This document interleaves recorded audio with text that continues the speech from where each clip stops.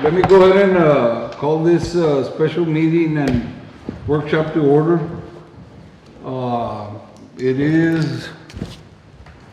Me taparon el reloj. 5:38.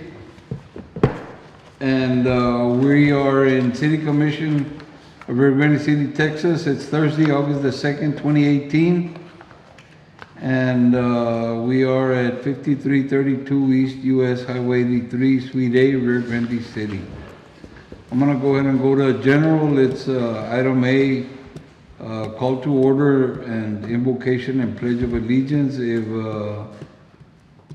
Mr. Jones will lead us in invocation and I'll lead us in the pledge of allegiance. Can we stand, please? Thank you, Lord, for having us together this day. I ask for you for guidance, to be able to take the actions and necessary precautions to be able to go to this agenda. I pray for all those out there in harm's way. I ask for you to guide us and make the best decisions for the residents of Rio Grande City. All this I ask, amen. Amen. I pledge allegiance to the flag of the United States of America and to the republic for which it stands, one nation, under God, indivisible, with liberty and justice for all. Honor the Texas flag, and pledge allegiance to thee, Texas, one state, under God, one and indivisible. Thank you, Mr. Jones. Roll call, please. And final number 4. You can do roll call, but you, Mayor Pro Tem Garza, you can do roll call, but for purposes of the workshop, you do not need a quorum. We don't need a quorum? Okay, very well. Mayor Villarreal. Mayor Villarreal is absent. Mayor Pro Tem Garza. Here. Commissioner Flores. Here. Commissioner Ramirez. Commissioner Ramirez is absent. Commissioner Jones. Here. Okay. Very well, we'll go ahead and move on to item number 2. This items and consideration. We'll go to letter A. Receive a report, hold a discussion and provide staff direction on the historic district sign ordinance. Mr. Perez. Mr. Milan, he's got 2 ordinances, and we'll start with the historic. Yes, good afternoon, Mayor Pro Tem, Commissioners. The proposed new sign ordinance for the Historic District 2018-2. What is new? A person must file an application to place signs within the Historic District, which must include the exact locations, number of signs, size, the site, and pay an application fee of $25. Now, the consideration is the fee of $25 is per application, not the per sign. Those are some of the points that were discussed in the last meetings. All signs have to be pre-approved before they're set up in the historical district. The historical district covers from Lax Furniture all the way to Roque Guerra, on the south side from Water Street, all the way to 6th Street, in between Garcia Street and Abasolo Street. How long is the process to approve the sign application? Well, there's a maximum of 60 days. It doesn't have to be the 60 days because at that point it will be approved by default by the plan department. Removal fees, after the allowed time to have temporary signs or political signs or any sign for the same matter, there's a fee of $25. $80 administrative fee and $5 storage fee. That's in a nutshell what the historic district ordinance is proposing.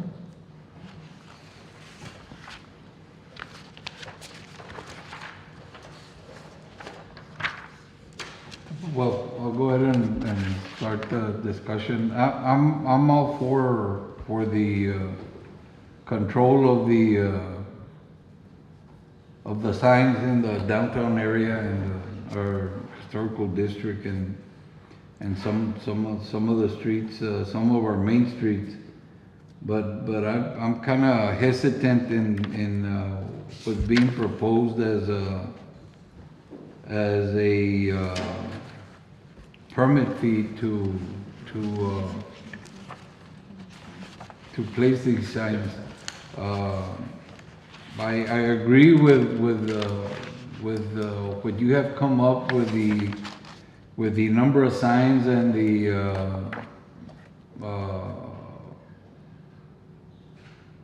the fees for removing the signs when they haven't been removed, but for the permit to put up the signs, I'm kind of.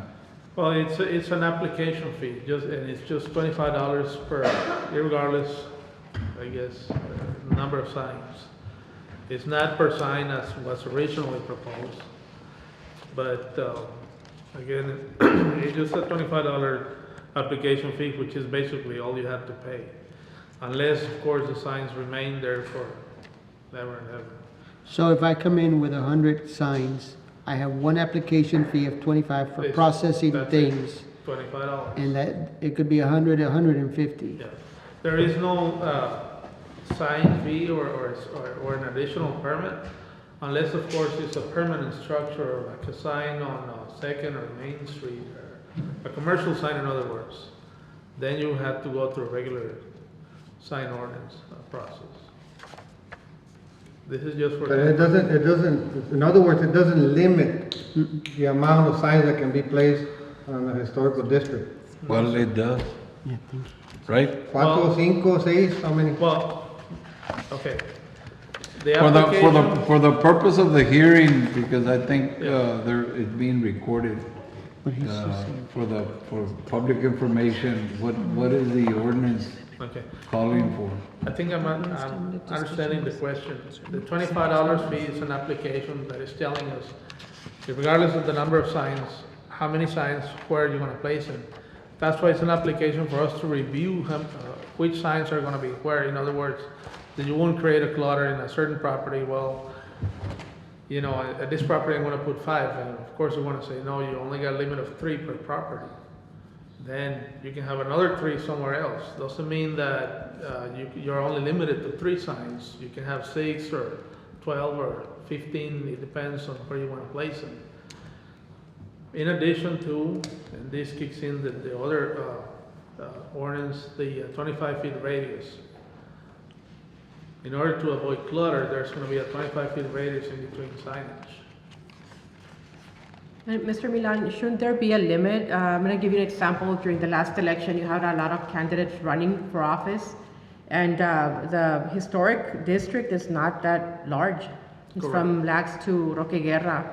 And if you have multiple candidates running with an unlimited number of signs, should there be a restriction regarding that? Correct, and that's why there is an application. It's for the candidate to tell us, okay, I have this many signs, and I want to place it at this location. This is what it's going to look like. This is the size. And of course, we ran it. If it's in the historic district, we ran it through the Historic Preservation Commission, which would make a determination. Okay, well, yes, they fit the requirements, and we'll allow this sign to be at this location. They can have this other sign at this other location. It doesn't mean that you're limited. It's just that you're limited at one location or within a certain distance of the other. I think that you should clarify that, because then there will be a misunderstanding and people will believe that there is an unlimited amount of signs that they can Yes. place. Correct. We don't have anybody from the historical commission here, do we? No, sir. No. Is there a size limit? 32 square feet. Okay. That's the size limit. And for other signs that are not political and that have, that are there now, does this new ordinance apply to those as well? Yes, well, again, even like I said before, commercial signs, that's a total different game. Then, of course, it goes to the Historic Preservation Commission. But we look at all their code compliant, requirements like wind speed of 100 miles an hour. Then, where is it going to be at?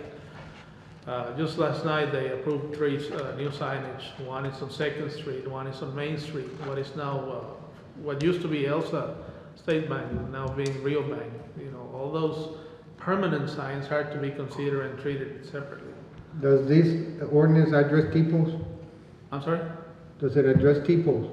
Yes, as a matter of fact, that kicks in the general, there's the other ordinance treats all signage, temporary signage to be, not to allow T-posts. Have to be in sandbags or other type of non-permanent, anchoring. I've seen in McAllen, Mission, other municipalities use that system. So, let's say these people don't go before the historical commission on time. Would you all be making a decision where they go and where they don't go? Well, obviously, that's a good question. I was thinking about the 60-day. We'll try to advise as soon as it's approved, the elections administrator, and tell them that, look, if there's candidates, I might as well make a public announcement that they need to start those applications in advance. I don't know about you, but I honestly believe that we should make it public on how many signs can be able to go on the historical. We have to, for me, this is all about control. It's not about leaving a question mark up in the air, We're either gonna allow 8 signs, 10 signs, 12 signs, 15 signs, and make a determination. That's what I feel. The thing is about having the area. Yeah, per candidate on and they're gonna be on the same sign. Sign is some sign, your face or your name is one sign, and that's it. It's about having some sort of control and limiting the amount of sign in the historical district. To me, that's what it's all about. Well, it's limited to 3 signs per property.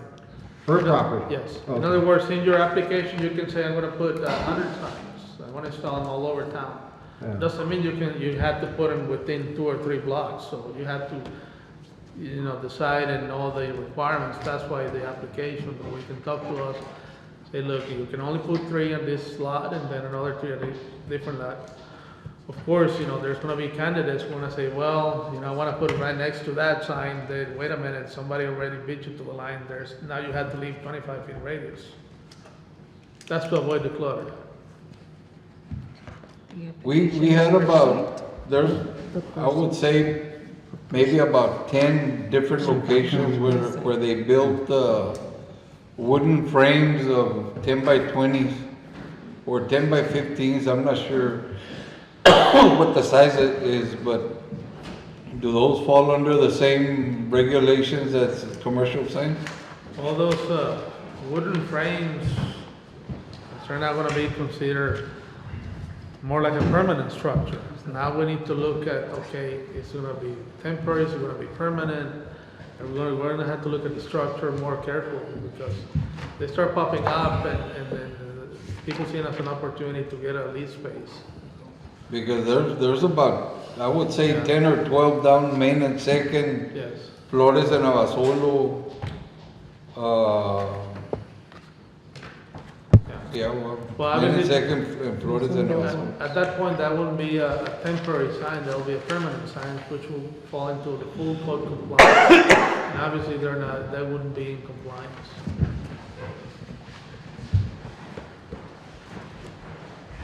We're still on the first item.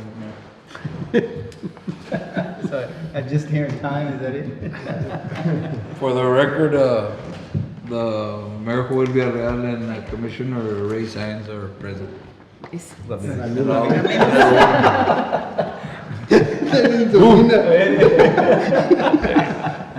Long day.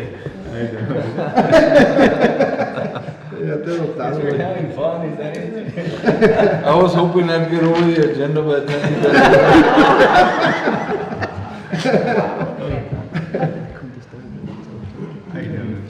I don't know. This is not saying no, this is about having a little more control over it, especially the historic district.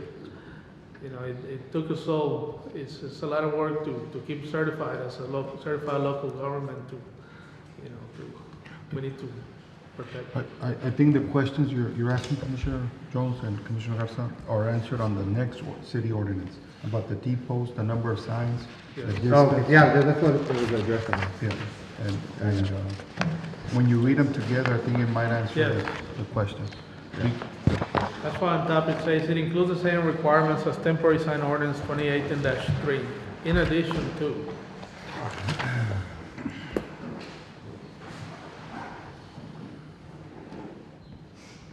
Mayor, do you want to entertain moving the ambulance services up? Because we have guests here that have been here waiting. I thought that was what we're gonna do, but thank you. All right. If no one objects, then we can go ahead at this time, move over to item 2C. Anyone objects, so we can discuss item 2C, and then we'll come back, Mr. Milan. Thank you.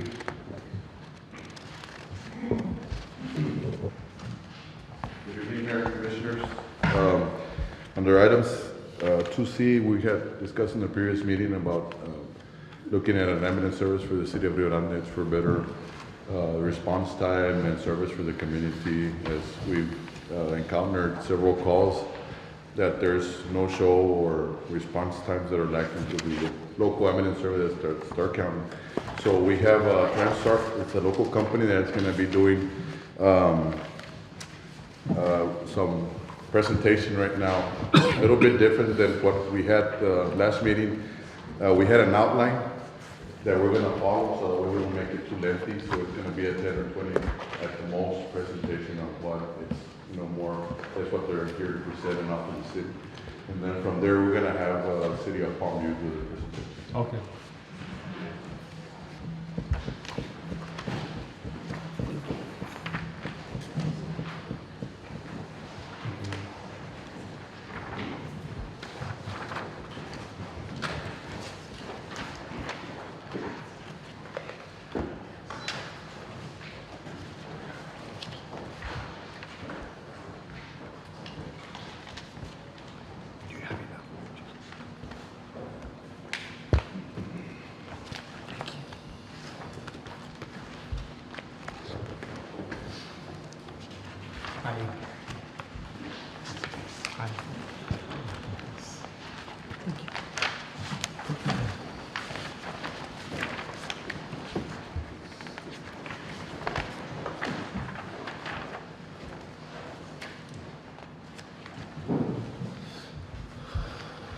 Good afternoon.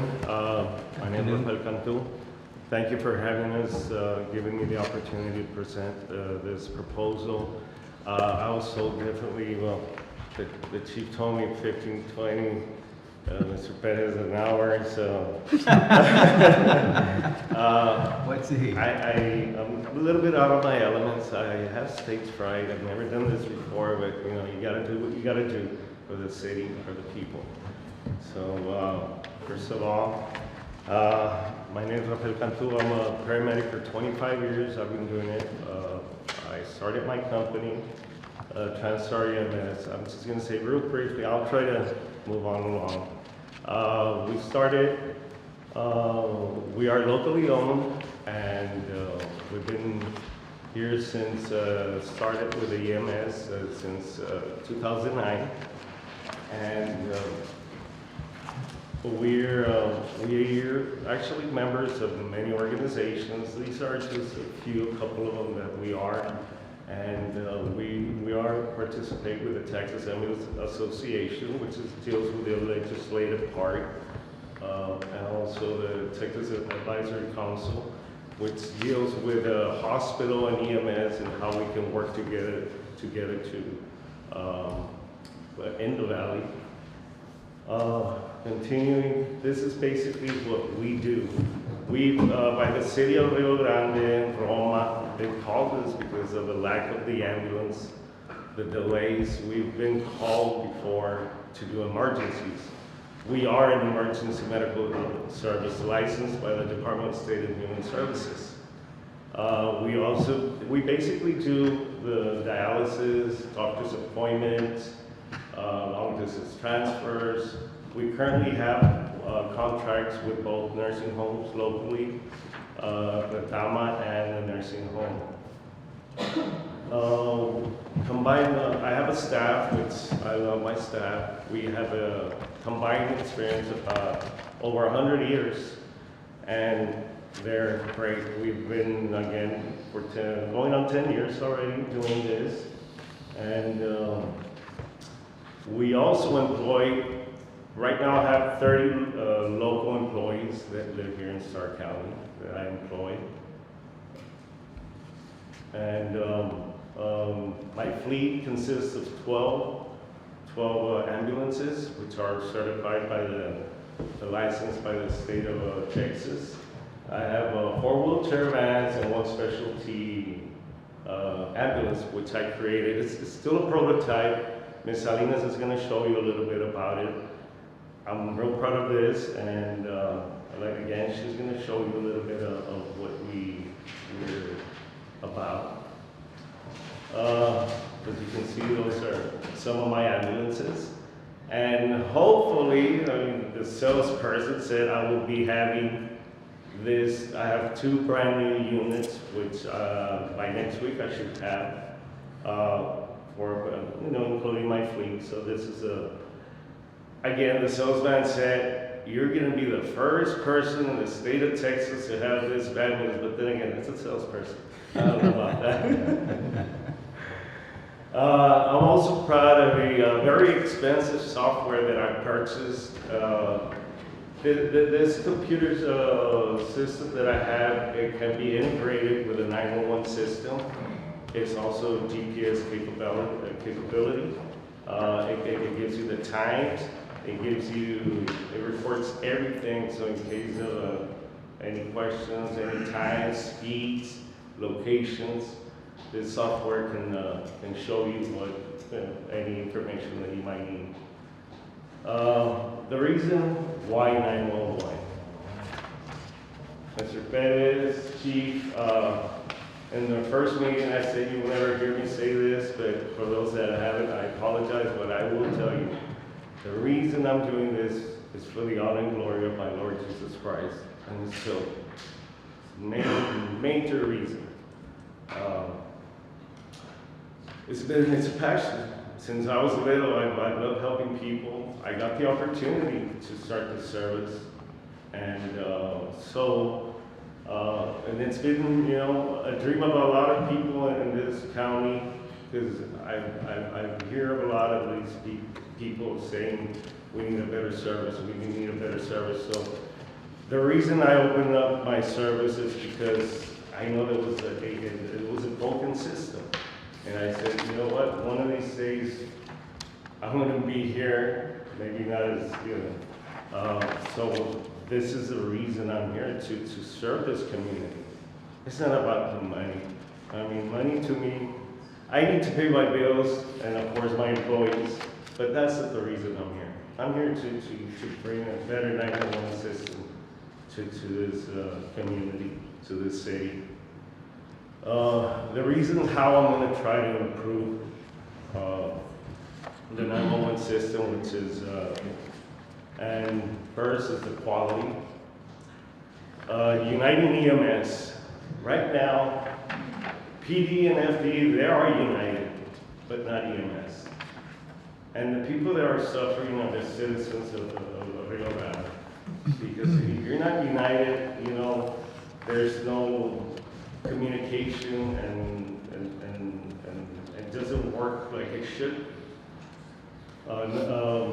I will also be providing a lot of training for the first responders.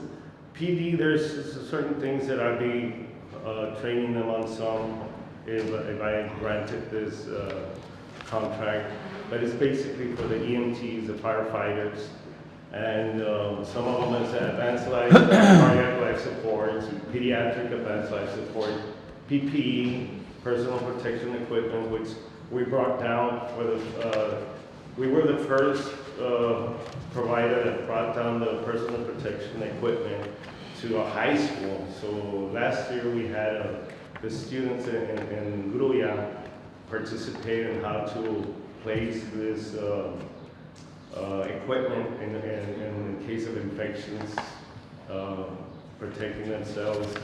And I have have so many plans to train this community, the first responders. I have a specialty, again, she's gonna be showing you pictures of my prototype ambulance that I have. Another thing is the availability. As we all know, sometimes we don't know if the ambulance is gonna show up or not. I will be providing 2 ambulances with a third one on backup, so meaning that it will be 3. That doesn't mean that I'm just gonna give you 3 ambulances and that's it. I have a fleet. Let's say for a major casualty incident, I have the personnel, I have the resources to back you all up with these other ambulances that would be called in if they need to be, if we need additional units. With participating in functions, that's all I've been doing for the past 9 years. We've been in all the city functions, well, most of them, some of them I haven't been invited to because the Stark County's been called in. But we've been in Walk for Autism, with the cancers, parades, back to school things. Again, it's my passion. I love doing this. And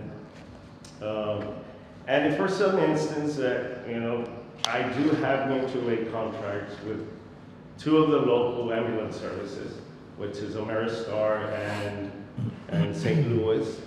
And I also have a mutual aid with Hidalgo EMS.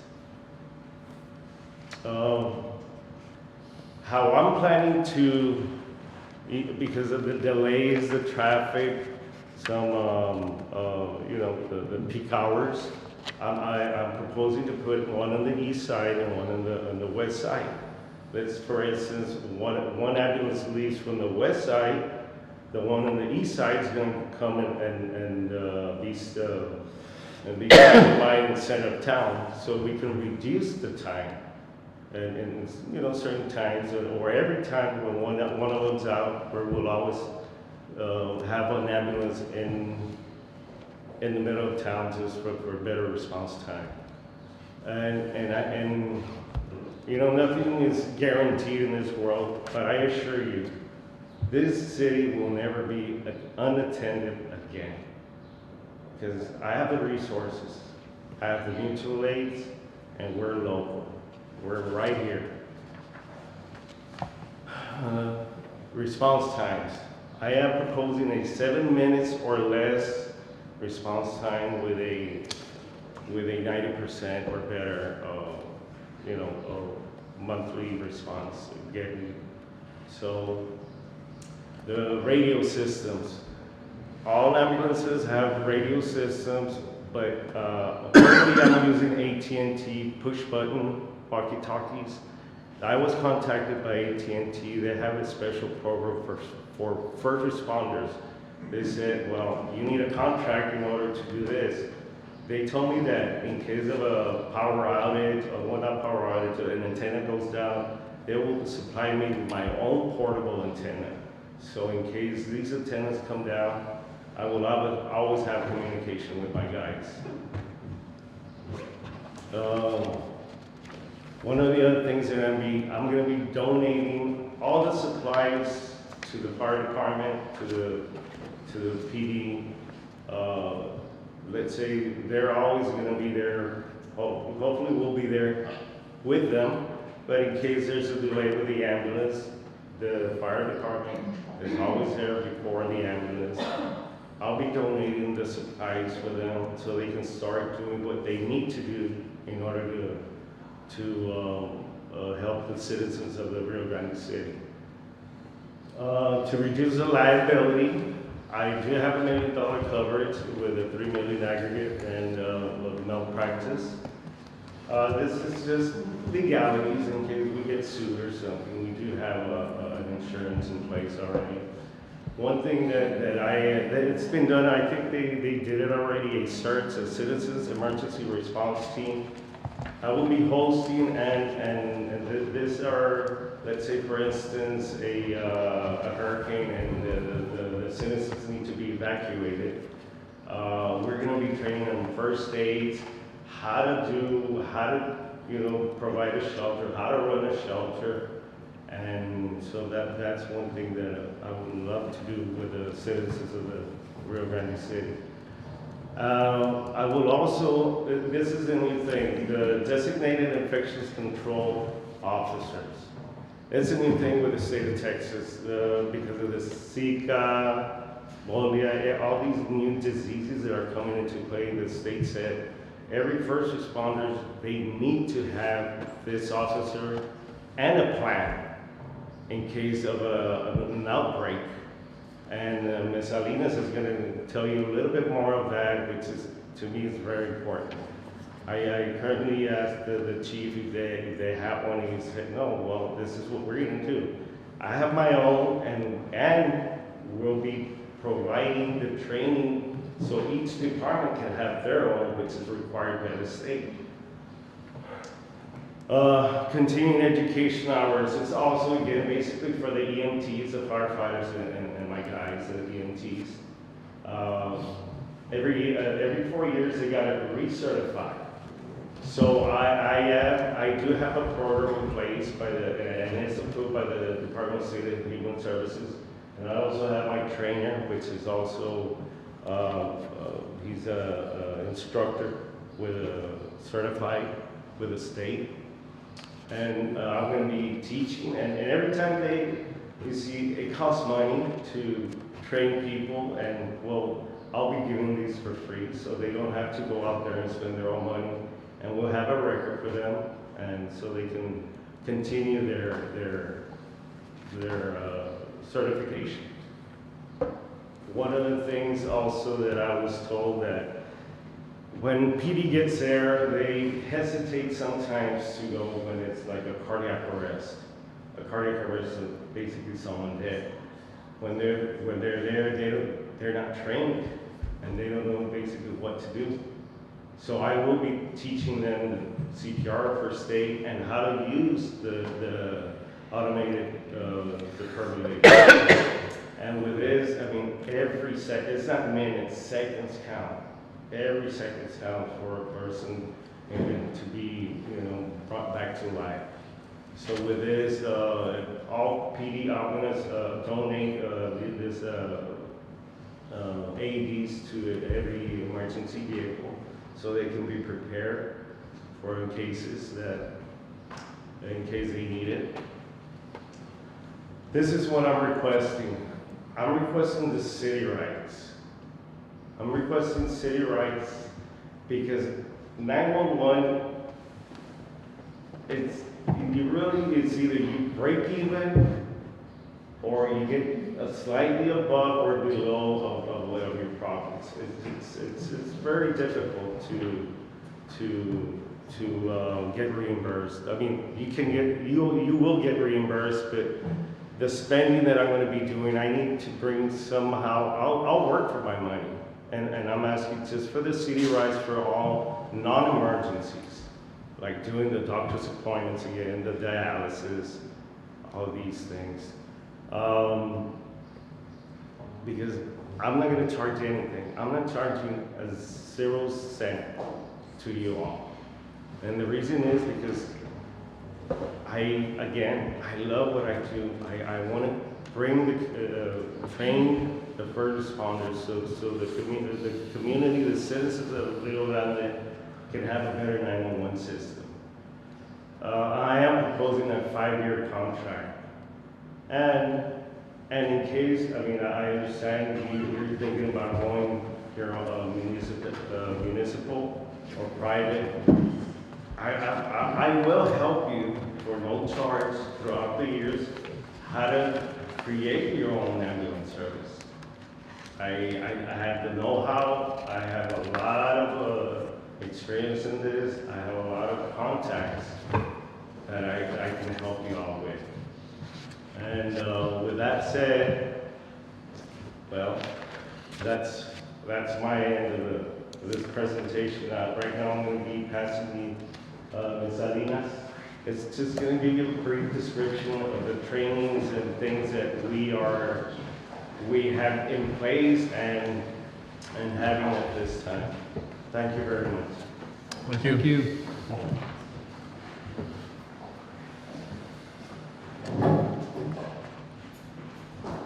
Just turn.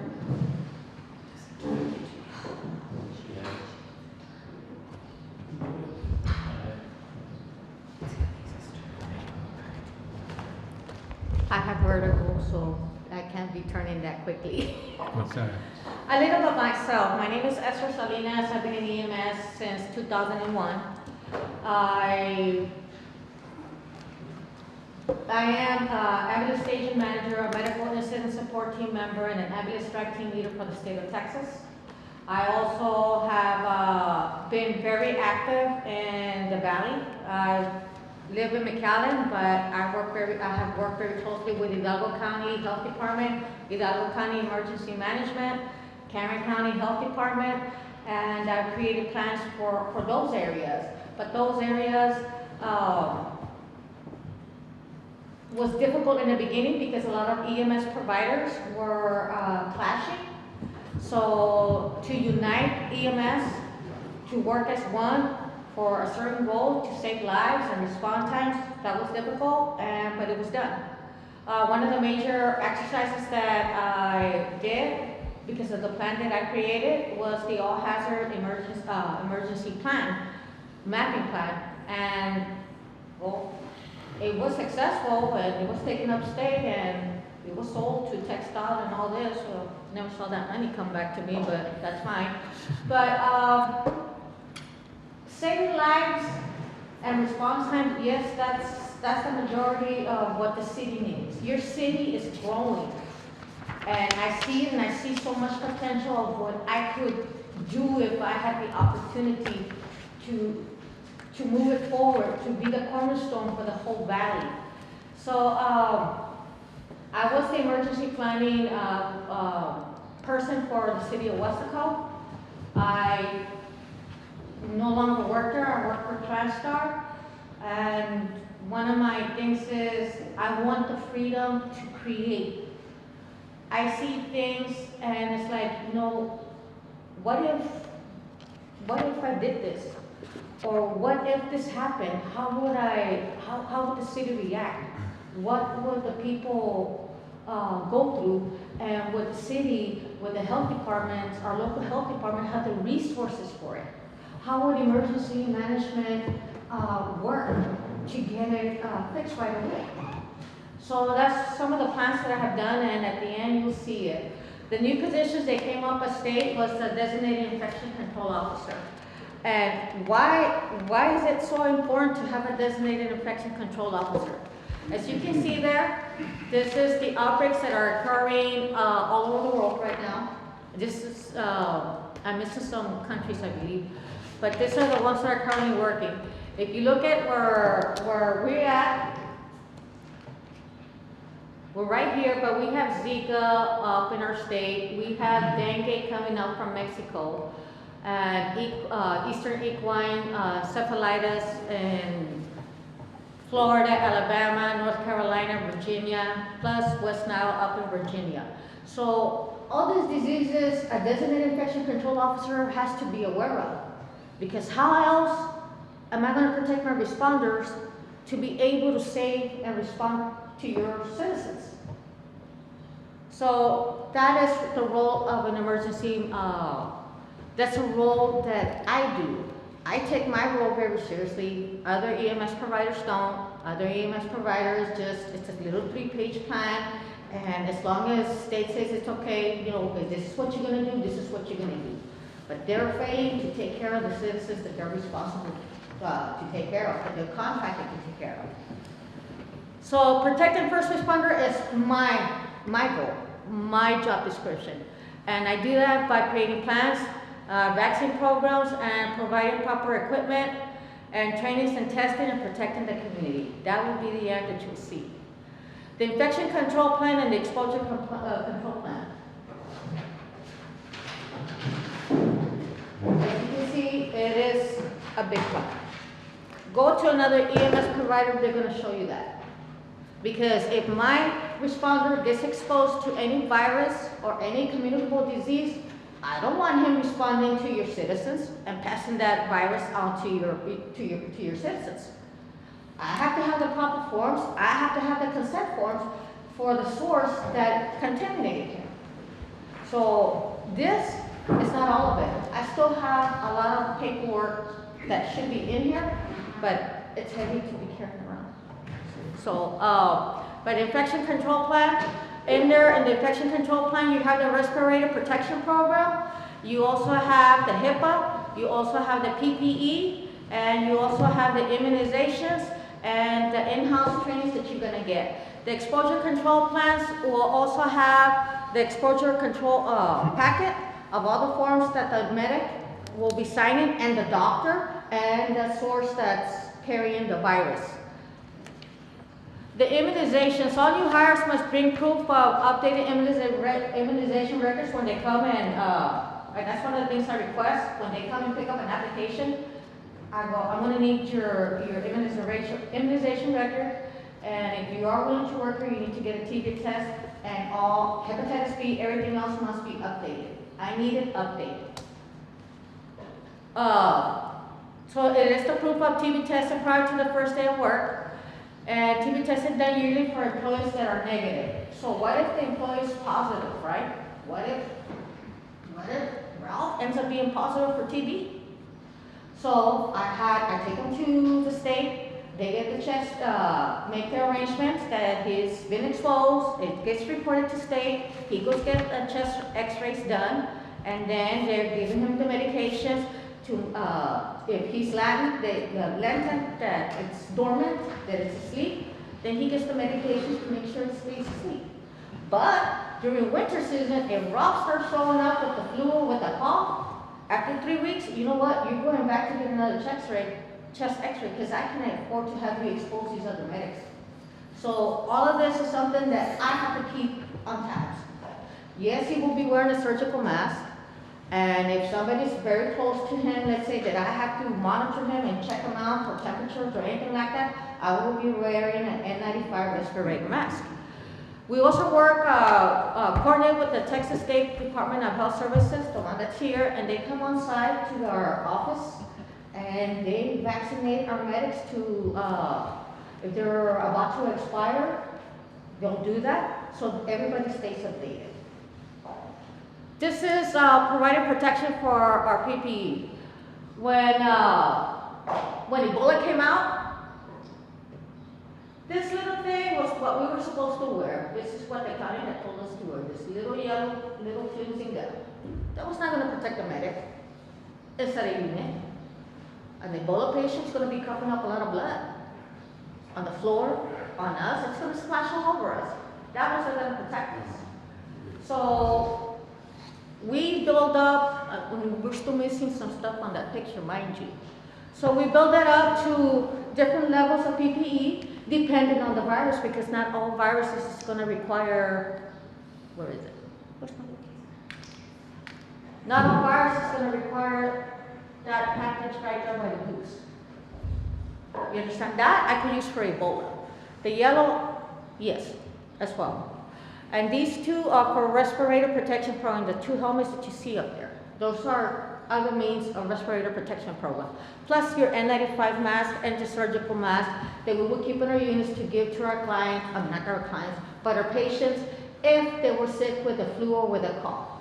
Anytime that 911 that there's a 911 emergency, one of the things that we're supposed to ask, fever. The patient, the family member will say he has fever and he can't breathe or he's having trouble breathing, so we know, something has to be done. The medic has to be protected, as well as the people that we're taking this patient to into the hospitals. This is our specialty care unit. This is a prototype, but I'm ready to move back. That is our quarantine isolation trailer. In case my medic gets exposed and they don't know what it is, but it's something very serious, he can stay in that trailer. It has AC. It can be powered up by electricity or by generator. The specialty care unit,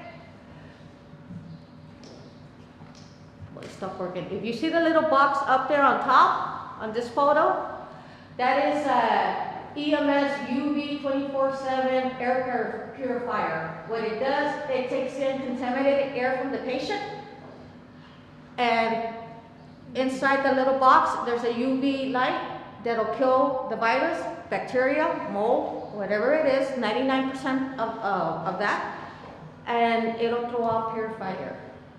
So it'll purify it. The next thing that you see is this little tower thing there. That is a UV, that's a turbo UV, and what it does, that's mobile. I can put it in here, I could put it inside my office, I could put it anywhere, but I can't be in there when I turn it on. That'll throw ultraviolet light to kill everything inside. So that is used to sanitize the unit or a room in case one of the responders was sick, or during flu season. Always try to do this so nothing stays within the air. Trainings. Not only am I training my medics or my employees, but I'm also bringing those trainings to your law enforcement, to your firefighters, and anybody that's interested in joining those trainings, they can get that training. So this is my medics getting trained for PPE, and that is La Grulla, the first in the state, and if I'm not mistaken, the first in the nation to ever teach, have a high school do it. So one of the things that we're trying to set up with your district coordinator, disaster district coordinator, is to bring it to Rio Grande City ISD and to San Isidro, the high school. So to bring it down to them, so that way the whole county would be the first one in state. Your in-house training is your standard precautions, your transmission-based precautions for infectious diseases. You know, what precautions to take, because not all viruses are the same. Some are contact, some are airborne or droplets. So each one, you need to take different precautions, different respirators, different PPE. Also for hepatitis B, your N95 respirator mask training and fit testing, your personal protection equipment, the donning and doffing, that's very careful. That has to be done carefully because that's how the nurses got exposed, because when they were taking it off. So that has to be done carefully as much as possible. The packaging and transferring and transporting of possible confirmed highly communicable infectious disease patient. That is something that, to this day, I know the state is working on it, they haven't put it on paper yet, that no one has been able to give EMS a straight answer, how to transfer one. So in other words, we're on our own. That is me giving me, when I get here, Ralph getting ready to give him the respirator fit test.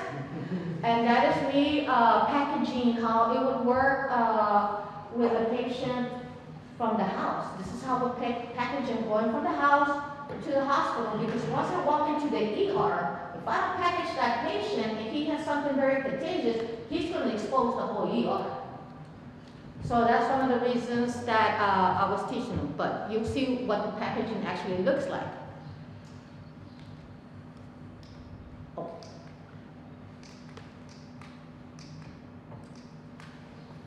That's what it's supposed to look like. This is like, once we get the patient into the hospital, the girl was missing the face shield. It was just picture purposes. The girl, once we get the patient into the ER, they put them in a room, they repackage them into their protection barriers, and that's what they will look like. Because that patient from the ER has to go upstairs somewhere.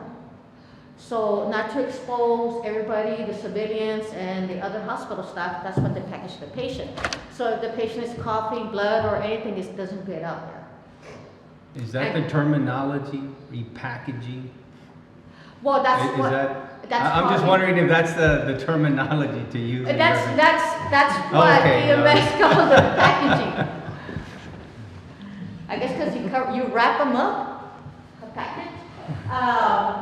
There is that little box that I had showed you. That is what we're trying to determine. I'm going to have some people look it over to either place it where the medics are at, or to place it to where the patient is at. If you can see around the stretcher, you see plastic. That is to act as a splash barrier. So if the patient starts vomiting or coughing, whatever he has doesn't get to the responder. I have to back up, means to protect my medics, so that's a backup plan. Continuous training, this is me in Anniston, Alabama. This is a nurse to my side and a firefighter, female firefighter on the other side. So Anniston has a very good program for highly infectious disease patients. The hospital portion, they had a pack on how they would do it to work with a patient that had any type of highly contagious virus. But the one thing they couldn't tell us is how to do it in the ambulance, how to actually prepare the unit, and what is the medic actually going to wear in the unit. That is the one thing they could not teach. And I went to Emory in Georgia with the National Ebola Training Center, which is not going to be called the National Infectious Disease Training Center, and the same thing. Hospital portion, they got it packed, but EMS, I walked very disappointed. So this is some of the things that I'm working for the whole community, which is the whole valley. And that is to create an infection prevention, safety, containment support teams. And these teams would be nurses, firefighters, and medics that would come in case there was a pandemic, which is something that we're all supposed to be prepared for. We're supposed to have a pandemic continuity of operations plan, right, City Manager? So this is something that would happen, where we would set up and where the patients would be. There's some more stuff added, but I did not want to give all my secrets away, right? But yes, I added the morgue there. I added the palliative care as the patient starts getting deteriorating, that he's not going to make it, and we start moving him away from the other ones, so the other ones won't see, and then move them out to the morgue as they pass away. And this is the Stark County Community Reception Center. I know Austin had one, right? Yes. And they also had the shelter one too. But here in the valley, when I brought it up to Hidalgo and Cameron County, they were going to look into the plans to see if they had one already in place. I do not know if Stark County has one or if the city of your city has one. Do you have one? So The answer is no. No. So this is the But we thing. are. We will. We will, indefinitely. So this is one of the things that the state and the government is pushing now, that we're all supposed to have one. So this is McAllen Mission area getting hit, right? But the radiation fallout, the mushroom cloud goes up, the upper wind's taking in one direction, but as it starts falling down, the lower winds will carry that radiation fallout to another direction. So if the air is coming from the island, it could possibly cross Rio Grande City. So even though they're not involved in the blast, they're not involved in those type of injuries, but the fallout, people would have been exposed to fallout. What is your all's plan to protect your city's purified water, the water that goes into your systems, to your houses and so forth? So if some people think I overreacted when I was working on that plan, it's not done yet, The biggest issue with that one is the radiological equipment that is needed to check these people out as they're coming into this community reception center. Because you want to know, did I get contaminated? Did I breathe it in? Did my child, was outside playing and did he get it? So this is what those community reception centers are for. Those guys, no, you don't have anything. You don't have to stay in. You get reported as not having it, but the ones that do have it would get decontaminated in there. So you would also need PPE for that, respirator equipment, and radiological detection equipment for that. So this thing just came out on July the 18th. Healthcare challenges for radiological equipment. You can go ahead and read that. And it is by the Health and Human Services for the U.S. government, and it's the Assistant Secretary for Preparedness and Response. So if you want to look more into it, what they offer, what they do, they have templates for tabletops, for anything that you all are interested in doing for your city, for tabletop exercises, for full scale exercises. You can go ahead and Google, as per Tracy website, and you should be able to go click and then go into the website itself. But I get these often, but I received this one and I listened to the webinar. And yes, one of the things that was brought up is, you know, if the cities did not protect their clean water supply, how do you expect these people to shower at home and, you know, take off that contamination or provide that decontamination at a community reception center if the water's contaminated? So one of the things is, you know, everybody needs to go over the plans. How are you going to protect your clean water supply? So that ends my presentation. See how I went from designated infection control to plans? Trying to take care of the community, and that's what we're here for. Thank you. Thank you. Oh, next is Danny for finance. Good evening, ladies and gentlemen. How are you doing tonight? Good. Good. Well, my name's Daniel Lerma. I'm the one that's pinned in the corner trying to put and finance all this magic together. They don't like me sometimes, but you know, I'm sure some of you guys are in business, you know how that goes. I'm gonna go over the finances as far as, you know, like the startup costs for, you know, for ourselves to service the city. First of all, this is the initial investment. We're investing into 3 brand new units, fully MICU equipped for the city itself that runs around $80,000 a piece. Those are just the units, not the equipment yet. The medical equipment that goes into each and every unit is around $9,000 a piece, which is a total about $27,000. The communication equipment, you know, which are the radios and stuff that we need for the communication, is an additional $5,000, which brings the total, and plus the license, another $900, which brings me a total of around $272,000. And just keep in mind that this is just a very basic needs. These numbers right here will more than likely go up and balloon as time expires, because you will be adding more stuff that you need, whether it's seen or unforeseen expenses. Our budget anticipated monthly expenses are as follows. A payroll costs, we would be having, give me a second. We'll be having a total about 12 EMTs, 6 paramedics, 4 dispatch, plus the clerical, which brings around total costs around $49,000 a month. Financing, those were financing for the first additional, for the first 3 units, you know, for doing the 911. The insurance for the vehicles, $1,200. Insurance, the general liability itself, that's the general liability, which gives us a blanket general liability, and we can issue the city a certificate of insurance as an additional insurance for having the contract. Our fuel costs, we're looking at about $5,000. Our maintenance, the parts and labor, and we do have an in-house mechanic which services all our units in case one breaks down. Keep in mind, we do have the fleet to supplement whatever breaks down so that city will never be exposed at any time.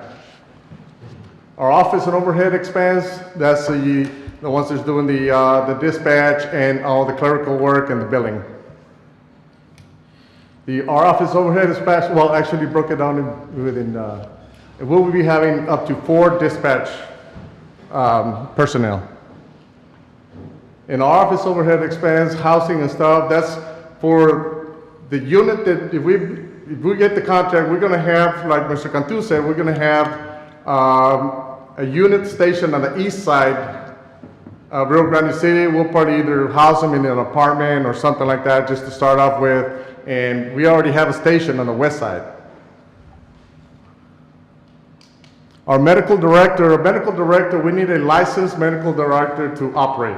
Every EMS company requires that, and that costs us $2,000 a month.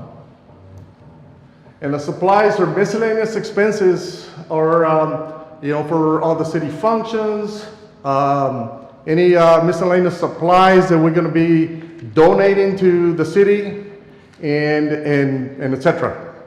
I mean, as well as you guys know, you guys run a city, there's a lot of unforeseen expenses, and this is just a pretty basic need of what it's gonna cost us on a monthly basis, about $75,800.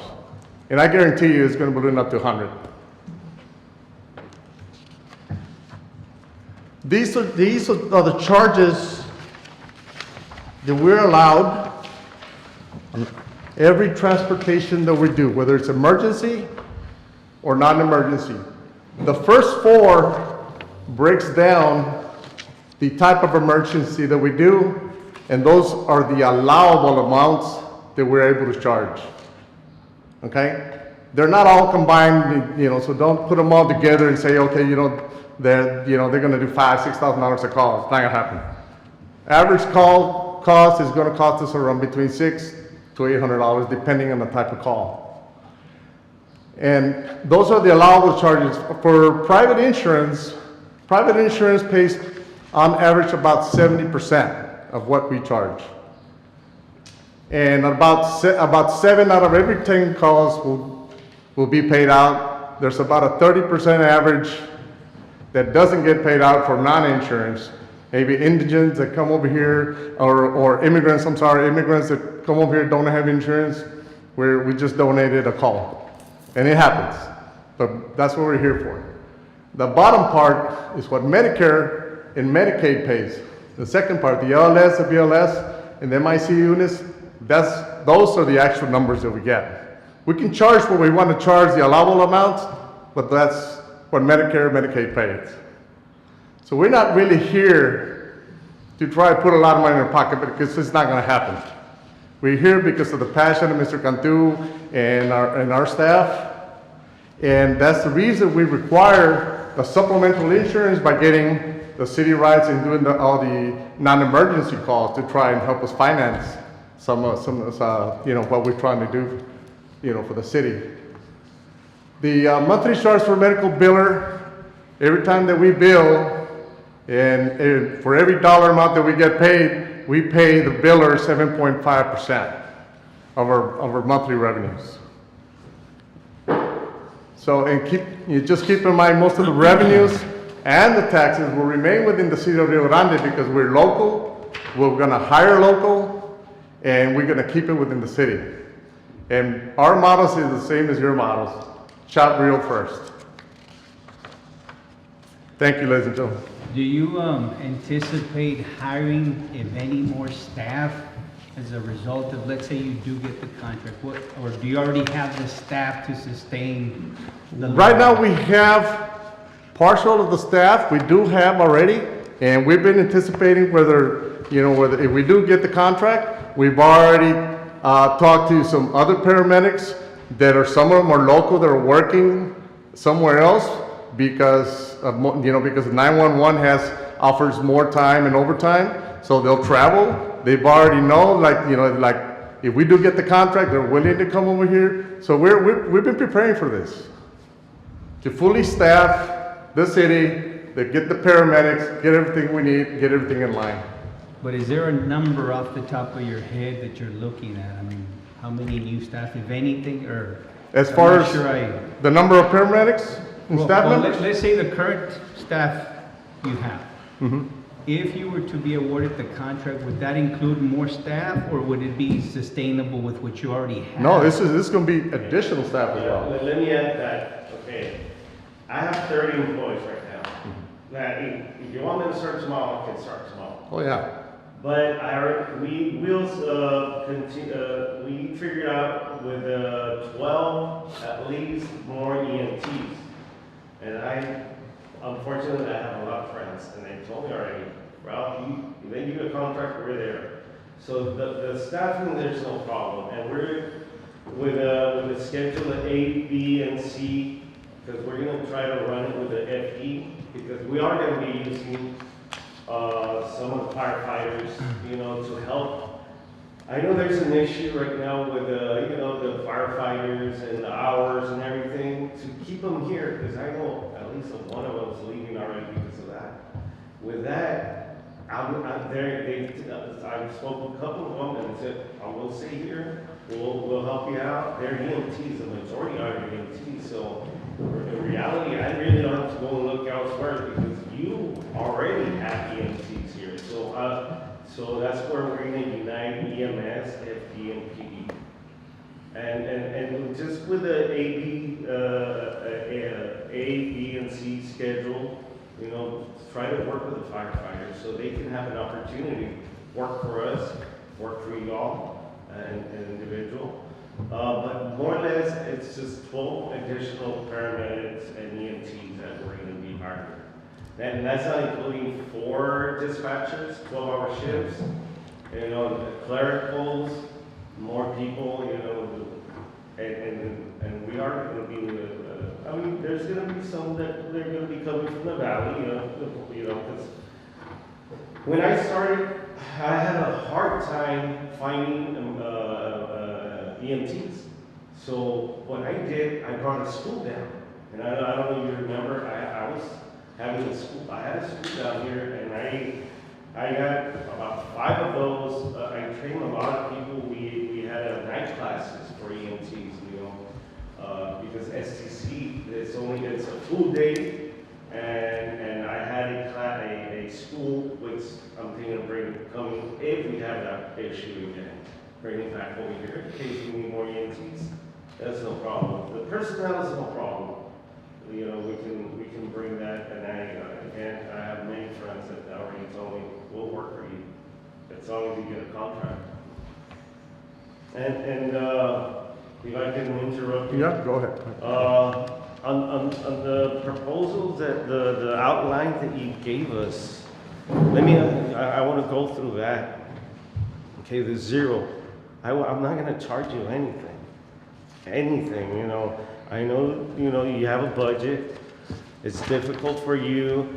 Normally, a city will pay someone at least $100,000 to come into their to serve their town. I'm offering 0. You know, I love people. I love helping. And then going down to better, we basically answered. I'll be 7 minutes. Number of ambulances, I have a fleet for sure. At all times, 24 hours, I will have 3, even 4 ambulances if needed.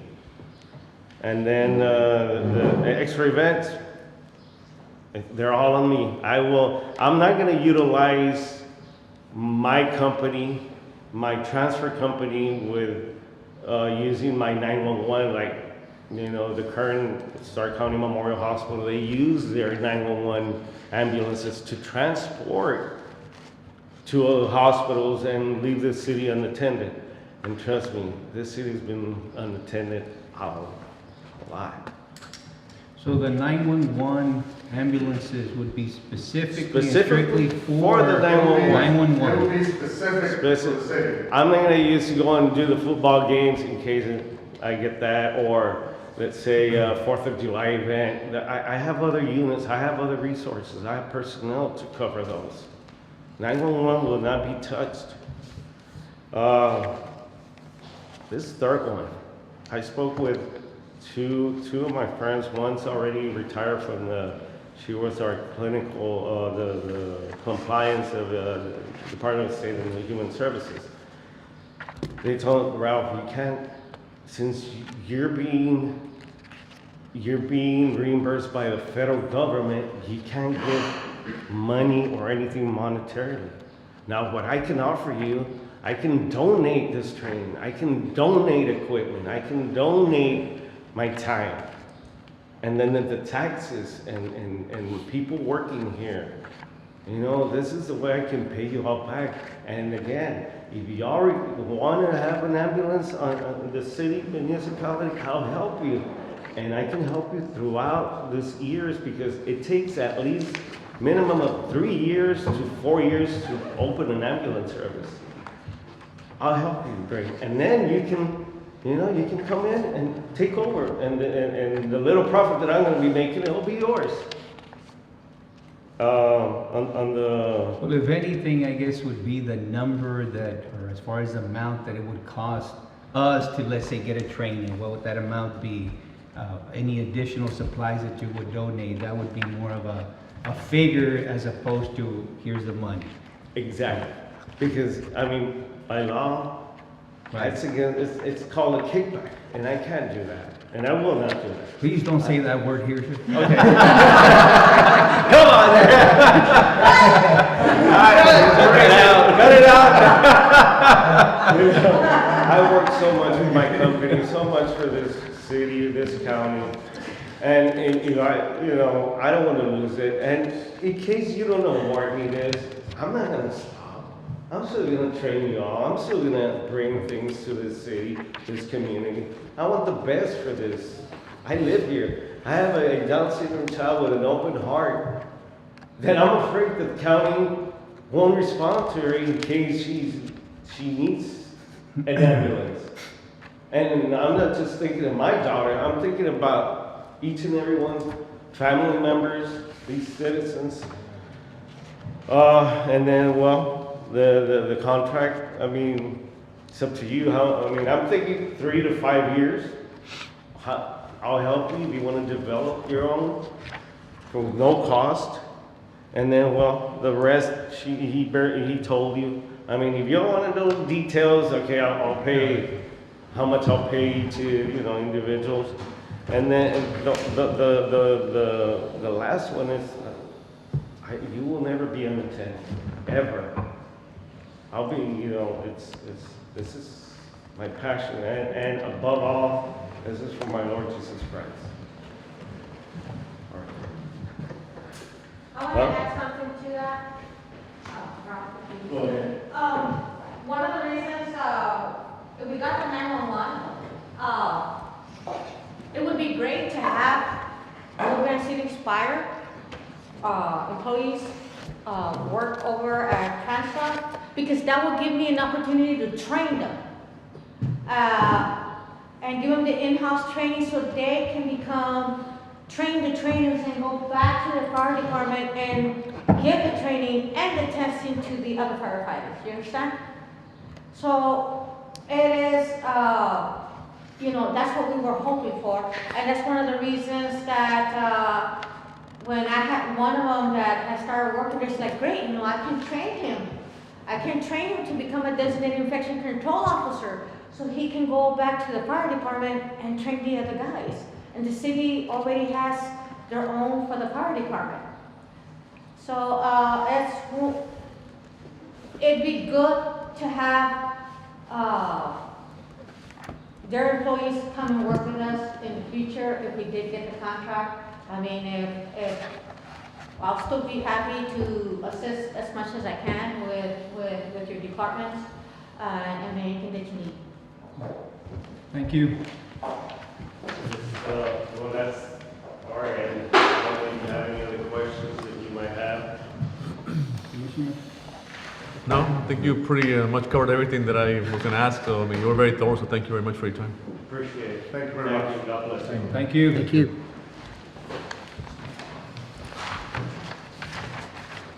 Mayor, Commissioner, now we're going to be having the City of Palmview do their presentation on proposal.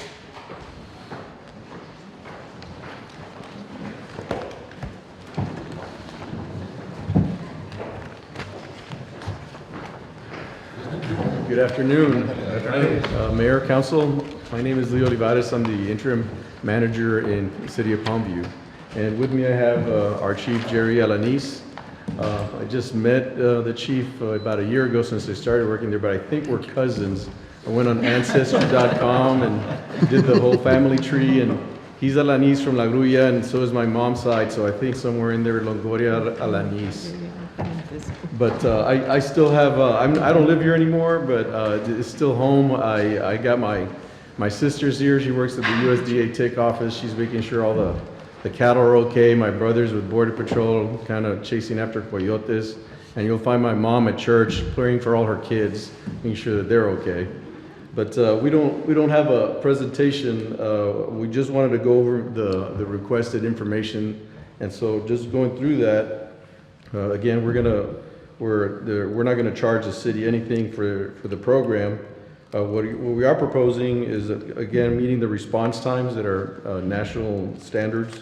We're looking to provide a couple of ambulances, and what we're doing here is we're gonna provide the highest caliber of ambulances, the mobile intensive care units, not advanced life support. So these are gonna be fully outfitted units with all the equipment that you're gonna need. And we ran some detailed numbers. I wasn't expecting to present those here, but we can. But we're looking at about 185 per unit. So this is gonna have fully equipped equipment and the unit itself. In terms of the extra ambulances for events, we're not planning to do that, any additional ambulances. What we do propose is that when there is a special event at a high school or school anywhere, we're just gonna move the unit that we have and station it at the location where the event is happening. So that'll provide the coverage. That's something that we've done in Westlaco, and it works well there. So that is our proposal. The other thing I want to mention is that we're not looking to compete for non-emergency transports. We're in the emergency transport business. That's what cities do, and public hospitals when they're supposed to. But we don't want the market for non-emergency transports, and we believe that's something that the private sector can fill in as backups and for events as well. I have to put on these glasses here. Okay, in terms of the one offer that we're looking to make for the city is that we are proposing revenue sharing, which is permitted with cities through interlocal agreements. So we're proposing to share half of all net surplus revenues with the city. There is some risk involved, obviously. This is something that's new to the city, Rio Grande. It's also new for us. We have little experience because we've been at it a year in Palmview, but I've been managing, the one in Westlaco for 5 years while I was there, so we're familiar with how that works and all the requirements. So we do have some experience with that, but this is, I think, a good offer for the community. We're looking to, based on our numbers, again, we have a very good handle on the expenditure side of the equation. It's just hard to tell in terms of the revenues, how those are going to come in depending on your payer mix. And so I know it's been hard to get that information from the hospital, but we believe that there's a good market here that can sustain the 2 units. At one point, I was working with Chief crunching the numbers. We thought maybe we needed a unit and a half and have that full-time unit, the MICU, and then just have that unit for the peak hours to provide that service. But after we're refining the numbers, it looks like we can sustain 2 top-of-the-line units here and pay your expenses and still have a surplus. Based on the numbers that we ran, we're looking for a payout for the capital expenses up front within 3 to 5 years. And we're using that margin because, again, in terms of the revenue sharing side, and we're willing to do something that's going to make sense for both communities. But if Rio Grande wants to get in the business sooner rather than later, then we would need a greater payout for the city of Palmview so that we can pay off our costs. But if Rio Grande wants to provide the service, make sure that that's there, then those numbers would be reversed. So again, it's something that would make sense based on your needs. In terms of the startup investment, again, we're looking at the 2 MIC units at $360 apiece. And then we're looking to hire 12 employees full-time to staff those 6 per unit. You need 2 per shift. And we're looking to employ the top-of-the-line certifications for paramedics, not the basic EMTs or intermediate EMTs, but the paramedics themselves. They would always be a paramedic assigned to a unit at all times. So we think we can do that with a crew of 6 per unit or 12 for the program. We're looking obviously to hire locally. I mean, it just makes sense. We're not going to say that it has to be from Rio Grande or from Lugly or Roma or Sullivan. We want to, obviously there's market forces at play. We don't want to interfere with that. There should be a preference to hire locally. Obviously that's perfectly defensible. And so what we're proposing is that we would like the city to screen the initial applicants. Once you have those candidates, then we would make the final decision in terms of the employment. We'll coordinate that effort with the city. And then the wages that are proposing, these are, we would go from 36,000 to 43,000 per year for the paramedics. And these are market rates in the Hidalgo, based on Hidalgo County. So, but that's what we based our numbers on. And yeah, the chief mentioned, we're going to be paying all the fringe benefit. These are base salaries, so there's additional fringe, maybe 30% más o menos, for retirement, health insurance, all those benefits as well. And then in terms of what happens if things don't go as planned, or you got to always think about what goes wrong as managers, right? And so what we were proposing is, and it's something that we've done in Westlaco as well, is that ambulance advisory board. Because whether you choose us or someone else, or even right now if you choose nobody, you decide to stay with the hospital, you can set up this board that will manage the performance of any ambulances within your city. And there's certain criteria, minimum standards. There's state standards, but cities can impose other minimum standards. How to handle citizen complaints, response times, who's going to be on your units, what training they have, all that sort of stuff can be managed through an ambulance advisory board. So that's an option as well. And then again, like we mentioned, is we're willing to assist the city to set up its own operation, a city-owned and operated service. And that's something, no disrespect to the private sector, they're profit-driven. Public service, we're service-oriented, and that's a priority, to make sure we're providing the service and that we're directly accountable to the public. We don't want to compete with the private sector on non-emergency transports. That's an area where I believe that I think would be a good win for everybody. So that's our kind of quick proposal. Happy to answer any questions. Again, going back to zero cost, right, to the city. Correct, zero cost and 50% share on the surplus. Which could be significant depending on how you structure it. But there will be some significant revenues, and we can share those once we get, I guess, a better grip on the revenue side of it. Our numbers are based on a very, very conservative model for expenditures. We're making sure we're taking care of hiring the right people, getting the right equipment, and providing the right level of service. We are only providing 2 based on the proposal, but depending on how things work out in halfway through the year or next year, we could increase that. Again, it has to make sense based on the market, which right now is the big unknown for all of us. It's that if you're in the hospital, you know what you're looking at. So this is scalable to meet that need. In terms of the backups, we are not proposing a backup. Again, we believe that's something where the private sector can come in and back up whatever city services are being provided. Through agreements with the service, of course, so we would have, as an example, like say TransStar, okay, there's a backup agreement with that. That way both ambulances are out and they come in with the next units and they take over the calls on that. Sort of, that's pretty much what every fire-based EMS organization does, and not just in Palmview, but Westlaco, Southside Drive, and Brownsville. There's always a private sector that they have contracts with to provide backup service in case if you have a mass casualty incident, or if you have multiple patients where you already expended all of your resources and stuff of that nature. So we would coordinate those interlocal agreements with the private sector here as well. So that way, there's access to multiple units once your true primaries go out. Yeah, the city is about emergency service up front, accountable to the people, priced right, generate some revenues, and hold the public accountable, or everyone accountable. But in terms of the backups and non-emergency transports, we don't propose being in that business. That's something that's a natural, I think, for the private sector. So again, the dedication would be to the 911 emergency services transport. That's exactly the only thing that those units are doing is 911 calls.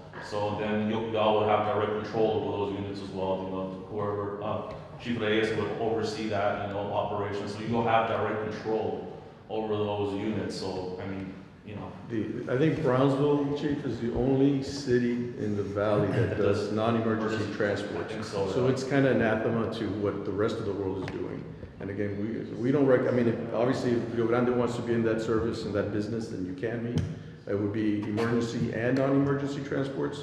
We don't believe that's where we want to be, we would have to talk about that, but the priority should be someone needs an emergency and you want to get to that person. And the other, going back to our original presentation when we were here a few weeks ago, was the fact that your units would have, Rio Grande City Emergency Medical Services, which is huge for your community, which is huge for your city, because you're branding your city, and showing the community that you're providing these services to the community, and that's another huge benefit as well, going with the public sector, and being able to do that. Now, when the transition does happen, it's very smooth because you already have everything done. And honestly, like I mentioned in the last presentation, when somebody calls 911, they always look for the fire department, and those units would be directly affiliated with your fire department, as soon as we go in service, and they have to, the chief, the captain on duty, the lieutenant on duty, they have direct control over those units. So you have direct control over what happens. So that's another, in our opinion, that's a big value, to go in public. Well, I think here the issue first got started with being able to provide the 911 service for Rio Grande. I don't think that the private sector, the non-emergency calls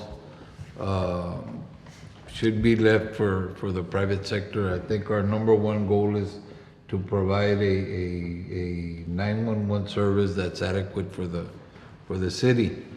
But my question is,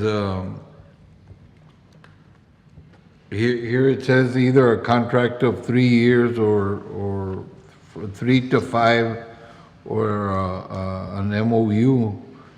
Let's suppose that we would love for you guys to get the city started in setting up a system for Rio Grande. How would you all be willing to work something like that out to assist us in the city getting started with this type of service?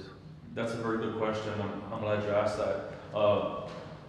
Myself and Chief Reyes had dialogue, and kind of model what we did. So, like, for example, one of the things that's on the table would be, hence why we want to have the city of Rio Grande City involved in the hiring process, because eventually they're going to be your employees. So that way we've already that's been taken care of.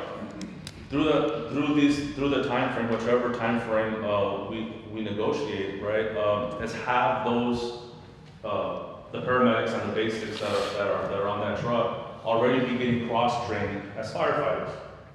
That way, when you have the transition, now you have more flexibility, because now they can become firefighters or vice versa, where now that cuts down on your overtime, it cuts down on this, it cuts down that, because now everybody's fully integrated and you can always move personnel around within the department.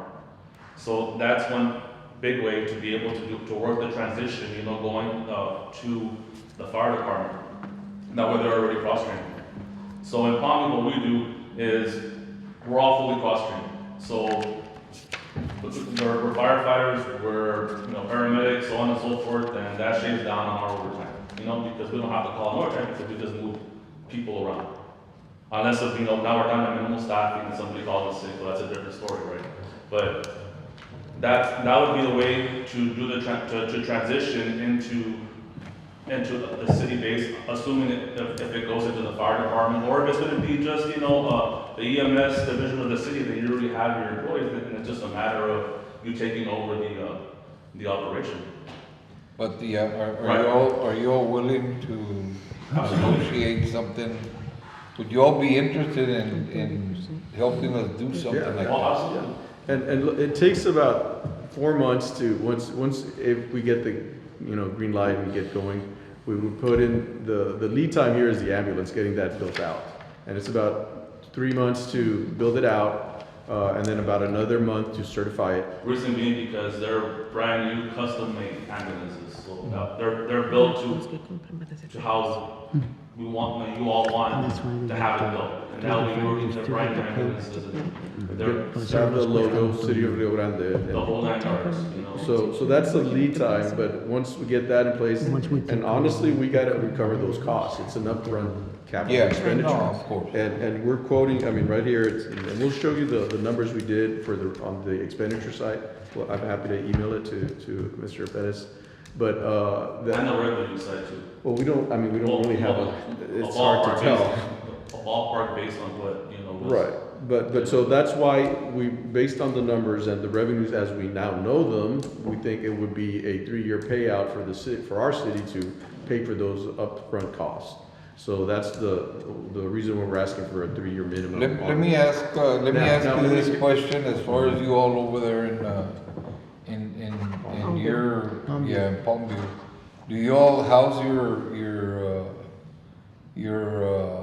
services out of the fire department? Correct, yes. Or do you have a separate, We have 2 fire stations, and we have Medical One, which is our primary right now. It's housed at Central Fire Station, and they roll out with the fire trucks and everything. Our second unit is going to be housed at station number 2, which is over on the west side of town. So we're going to be responding. So we respond from our fire stations. Now, as a backup, we have a private ambulance provider, Right. which works. Now, and also we're and I'm only sharing this, we're in discussion with Alton to provide similar service as well. They're right next to us, and so we're backing each other up at that point. That's something that makes sense. But it's something that I think is gonna work for everybody. But one thing that I was gonna add was that if the payout is easier or faster than we think, then it could be a 2-year, then again, we wanna be transparent and share those numbers with you, so. Yeah. We want to help you guys get into business and be successful.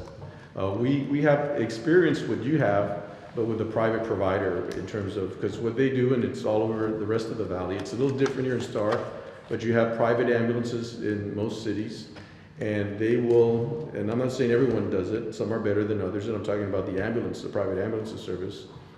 They'll stretch their resources, and so there's a lot of lack of coverage.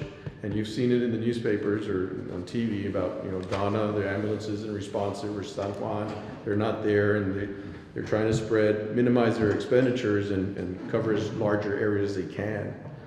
So that's been the experience over there. But right now we're responsive to the public because we own the ambulance, we operate it for emergency transports. We have a private company doing backups, and we're not in the non-emergency business. Leo, do you all use your communications as far as your dispatchers, the same ones from the PD? Yes, we're a PSAP. Or do you have do you have somebody there at the PD that handles 911 calls for the ambulance? The PSAP there, we respond we dispatch police, fire, and EMS all in one. Oh, okay. unit. For 3 cities. We have a regional system that's in place.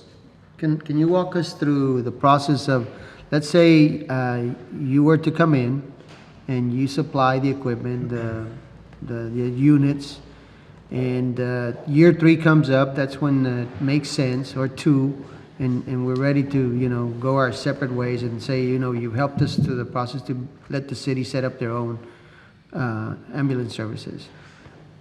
Equipment-wise, the city at that time would have to turn around and bring in their own units like you did, or would you be selling your units, slightly used units to us, or how does that work? That would be an option, because at that point, we're out of business, you guys would be in business, it would make sense to do that. Chief and I haven't really talked about that, but. It could be an option to do. You all purchased the equipment or something or other at a discounted price, obviously, because it's gonna be used at that point. Whatever the fair market rate is at that point in time, would be something to do. Or you can purchase a new ambulance and maybe have one as a reserve, in case if you need. So there's different ways you can, work around that. Because at that point in time, you're gonna have a true number as far as what exactly your revenues are, so you're gonna be able to budget off that. So if the way that we see it, there's a lot of traffic that happens here in the city. It's a very busy city. So your tax dollars will go to work, you know, to be able to expand, you know, and sustain the program. And I'd like to make a point or highlight a point that they just made. Either way, we'll be able to look at the real numbers as a city, whether we go with a private approach or we go through them. We'll be in a situation where we can see the real numbers by the time we decide to bring it on board, if it makes sense for us. Yeah. I'm just curious, did we get any feedback from Stark County Memorial Hospital No, sir. in regards to this? But they're asking for public information request, no? Okay. No. Stark County Memorial. Oh, Stark County Memorial, Yes, no. we did. We did get, Chief, you got some information on the 911 number of calls, but were you able to determine anything based on what they provide? On what we received from the hospital, there were about 27 or 2,900 calls within the year 17. So I had a busy week and I was going through them. We're estimating between 80 to 120 calls a month, more or less. A month? Yes. For city. Within the For our city. city. 911? Yes, sir. That's everything that gets transferred to the hospital, so we got all the calls. They were still lacking some more information and that, but we looked into that some of the things get shredded and stuff, so there's lack of information. I did make some contact with some of the paramedics there and I asked them, hey, do you foresee that we get 80 calls a month? He said, you're gonna get more than 100 calls a month, I'm telling you right now. Besides, you all have the retamas and you have another retama coming in. Traffic, meaning response from 911 itself is gonna be there for the city. When 911 calls come in, Chief, in the city, where do they go to? It all depends where, if you call, normally you're gonna call from the cell phone, so it all depends where the tower picks it up, they'll send it to the sheriff's office or the PD, and the dispatcher there will actually decide, if it's to the sheriff's office, I need an ambulance at Abasolo Street, they'll send it to the PD then from there shoots it out to the hospital. Now, Can we get that, those numbers? I tried to, I'm trying to look for the information. As per other departments that do that, there's a way to do it, but I have to do kind of investigate into it. And hopefully in the next week or so, I should be able to. I'm just trying to, find the right process and the person that knows how to do that. As per what I, looked into, they said that it can be done. Other department cities, Mission, McAllen, they have that capability. So I'm just trying to locate that right person to tell me, yes, it could be done and how to do it so I can do that. So we were short of time at whatever the hospital provided, I had to do it, manually. I had to go number by number, address by address. So it took me about 2.5 days to do that, working late to be able to provide from January 17 to December. And yet we still were lagging about a month or two behind. So more or less what I did, I asked some of the paramedics and they said, yeah, you're gonna get more than 100 calls a month. So it's safe to say 100 calls, minimum 100 calls. As per what I counted, and there was still some addresses that I had to go back from the call log to the map, see if they're in the city limits, and then from there try to locate them. It was kind of difficult, but what I got, no more or less than 100 calls a month. That's what we're getting. All they And even- average. And some of the months were even more. Yeah, the report only showed the zip code level. So that's where Well, he it said. shows some of the addresses, but it's kind of difficult to read it because they have their own terminology. So I was kind of, so it kind of makes sense, but my next step was, let me ask some of the paramedics to see what they respond is. They said, yeah, we're responding. And we've noticed that in the city, we get about 50 calls a month, just regular vehicle accidents and medical calls here and there. But there's a bunch of calls that we don't get transferred from the dispatch, they go directly to the hospital. So When that's a what I'm. when a 911 call comes into the PD, and it's for medical services, that 911 call gets transferred to the Stark County Hospital. Correct.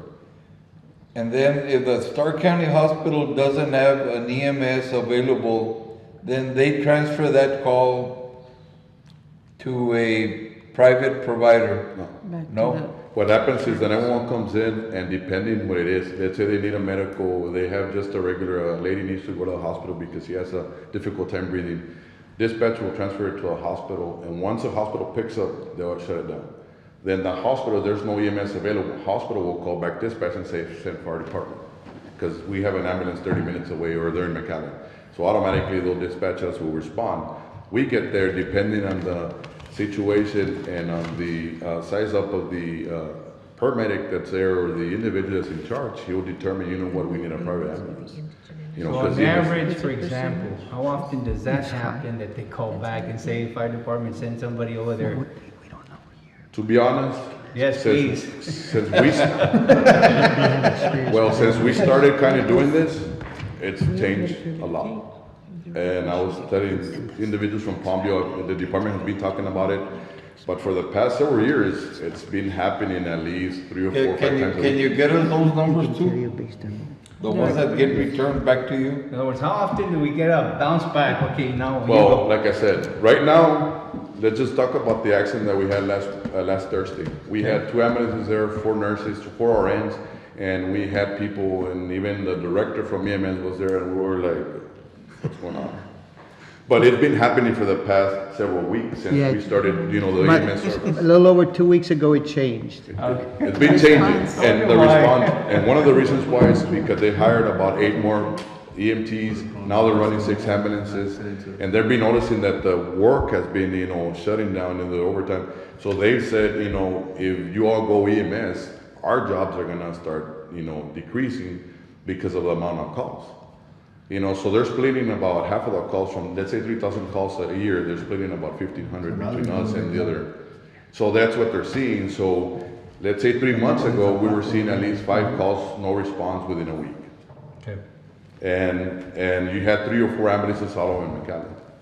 So that was one of the things, you know, that actually affected us a lot because we had a cardiac arrest that we had to do CPR, so we were doing CPR for 40 minutes. And hence, that's the reason we're going through this entire process. Correct. Going back. And still yet, we just had an accident this, actually at around 2 o'clock there by HEB, and they took them about 20 minutes to get there. 20 minutes to get there. Yeah, because they come from the hospital, if it's available, if not, they come from Roma or San Isidro or not, Alto Bonito.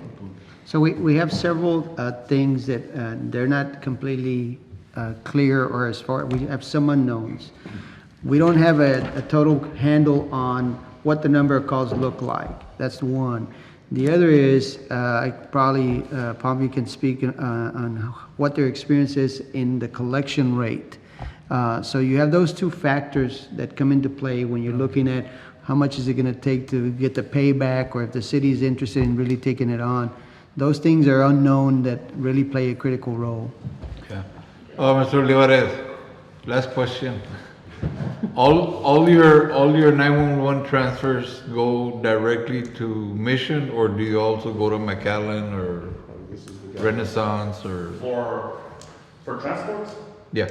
if it's nothing serious, Mission Hospital. If it's trauma, it has to go to McAllen or DHR. If McAllen Medical Center is full, they're on diversion, then DHR is the next trauma facility. Okay. So we go to different hospitals.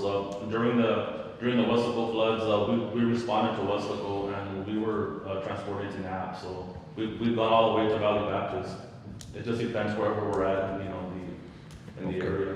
The whole reason we have to have MICUs implemented in our area because the hospital doesn't have that, the trauma units, doesn't have the orthopedic units and all that stuff. So that's why they're all, you know, most of the time they're in transfers to McAllen and Mission because they don't have that here in the hospital. So you're looking, if they have 100 calls a month, you're looking about between 30 to 50 calls or transfers for trauma. It all depends how the paramedic determines that incident. You know, if he determines that that individual has head trauma or whatever, he's going to be transferred to the McAllen Hospital. So it all depends what's actually, you know, determined at the call. I have a question. So if the city decides to go with you all and then the city is ready to transition into its own EMS, city-owned EMS, what kind of budget is the city looking at? What kind of On a budget, on a yearly budget for wages and equipment and things of that nature? Yeah, that's where we have, and you want to talk about the numbers? Sure, well, we actually have it broken down, we just thought it was, like, the words answering the question, but we can definitely email Mr. Pettis the full breakdown, apples to apples, and you can see everything, you know, where all the expenditures are and everything of that nature. Yeah, I mean, Go well, go ahead, Chief. No, you go. Pass the ball. I mean, because at the point where the city decides to take over its own EMS, the city would be responsible for, you know, all of the expenses that, for example, Transtar stated that they would be covering, which is payroll, financing, insurance, fuel maintenance. Yes. And equipment. So Transtar is proposing that they pay for those services and all of those costs, correct? And then the city would have to take over once it becomes, it has its own city-owned EMS. Correct. So you don't, you can't tell us today what the city is looking for as far as expenses on a yearly basis? Yeah, sure. Go ahead, I mean, I don't have to. Yeah, sure, so one unit is roughly about $370,000 a year. That's for payroll and things of that nature, so you double that, you're looking of an operation of about $780,000 more or less, give or take, to run two 24-hour units, give or less. But we didn't actually bring it with us. We have it broken down already, but that's more or less what you're looking at, about $780,000 more or less. It could be a little bit more because, again, you know, we may see that the call volume is really, you know, above. And what Chief Reyes was saying, if it's about 120 calls, 150 calls, that's a lot of calls. So you might see a little bit more expended, some more expenses that you might have to amend on your medical supply budget, you know, where you might go a little bit over because you're getting a lot of calls. So can we look at, you know, the two ambulances you're proposing, for example, for this area? What would be the optimum number they can support, number of calls that are 911 related? So with that in mind, we ran the numbers based off 100 calls. 100 calls. Yeah. So you're basically. That's what we did. So if you run, if we, as an example, based on the conversations, you know, if you do 120, 130 calls, you factor in 30 refusals, meaning that they don't want to go to the hospital. They call 911 because they want an ambulance, right? But then at the end of the day, when you get there, I don't want to go after all. So you figure maybe about 30 of those are all refusals. So you have 100 transports. If you do 100 transports, then you'll be able to sustain both trucks. Palmview is about 18 population, so it's larger here. We're sustaining one unit, but we're sending away calls because we're busy. We get a call and we can't respond to it, so we have our private ambulance goes and responds. But just kind of ballparking it, you're at about 28,000 más o menos. That can easily sustain two. At one point, we were looking at maybe doing that power unit, just for us. One unit, yeah, for us over there. And well, that's what we're Right. looking to do. Just have an additional. We already ordered it. Correct. And so it's going to start in October. We're going to get it here. Correct. And so it'll be there for the peak hours so that we don't send away calls. We're getting the revenues, providing the service. But over here, based on the new numbers, we feel it's good in terms of getting the two units to take care of it. You're going to provide the service, generate the revenues. And I think that's where you need to be because you don't want to extend yourself just yet because you don't know. Yeah. But after that first year, you're going to have some hard numbers. Then you can say, okay, we can do a power unit and just do it on peak, or we can do a third unit, or maybe even do a contract with, you know, Roma or, you know, Escobares or something. Then you start seeing those economies there. Another area, and again, we've just experienced this. I mean, I've managed the ambulance before, I just never started it up. But in terms of, you can save some money if you do in-house billing and in-house collections. We didn't want to tackle that option because we're just starting and there's so many moving parts, and so we decided to contract that out. So we're paying somebody. You contract your billing services out?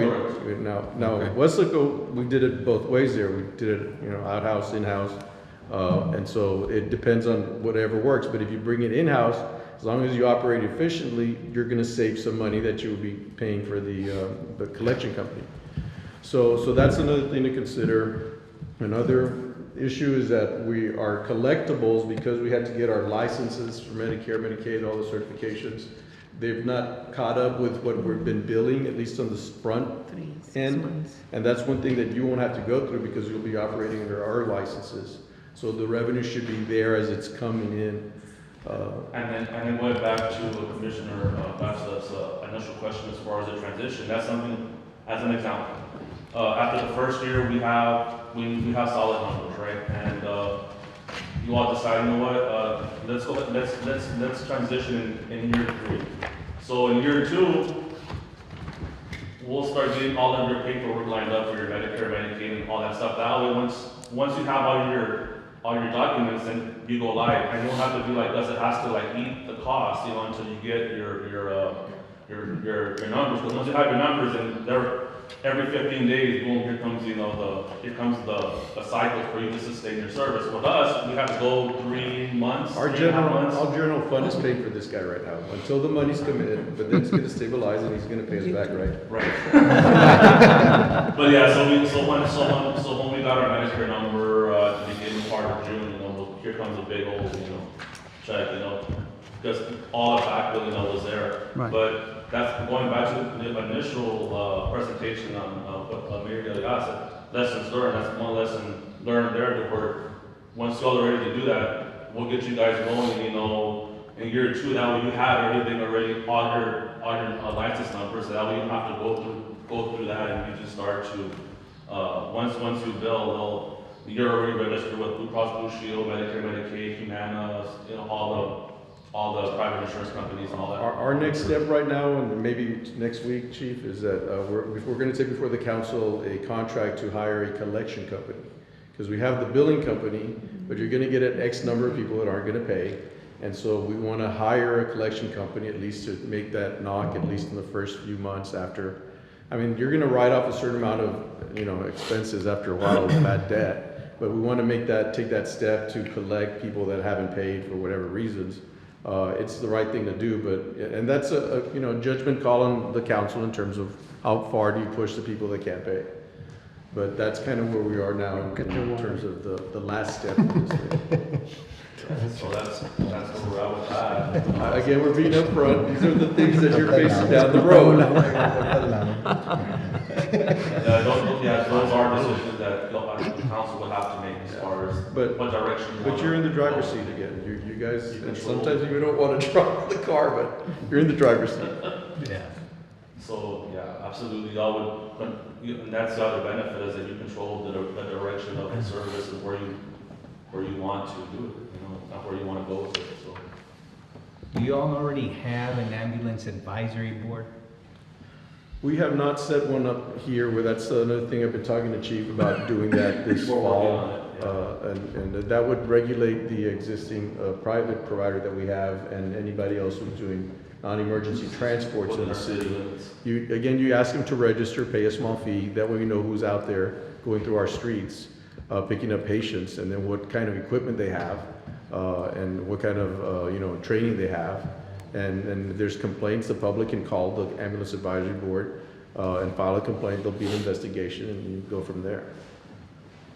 That was the next moving piece of that we're also working on with ourselves again. Because since we went live February the 2nd, going on half a year really. So we're just, you know, we're getting everything, you know, we're still going through some of the moving pieces on it, but we pretty much have that direction set up as far as what we're going to do, where we're going to go with that. And those are things that we can absolutely tell you as far as on the public side, you know, how we did it, and based on our experiences, where we can guide you in the right direction. And lessons learned on us, you know, as far as what needs to happen for that transition, if you so choose to do that transition, and on the time frame, where that way it's a very smooth transition, and nobody's going to know that, you know, the transition really happened, because that's how smooth it is. Right. So it's absolutely, you know, I can tell you, you know, just everybody, you know, the priority is the citizens that we're tasked to serve and protect, and absolutely the public sector, the fire department, cities, you know, our number one priority is 911 and public safety and stuff, and that's the utmost importance, and to make sure that we have a very proper response time, you know, to be there quickly in someone's time of need. So. Thank you. Good. Questions? Good. Well, thank you. Thank you. Thank you. Thank you. Thank you very much for the opportunity to be here today. Thank you. Thank you, Leo.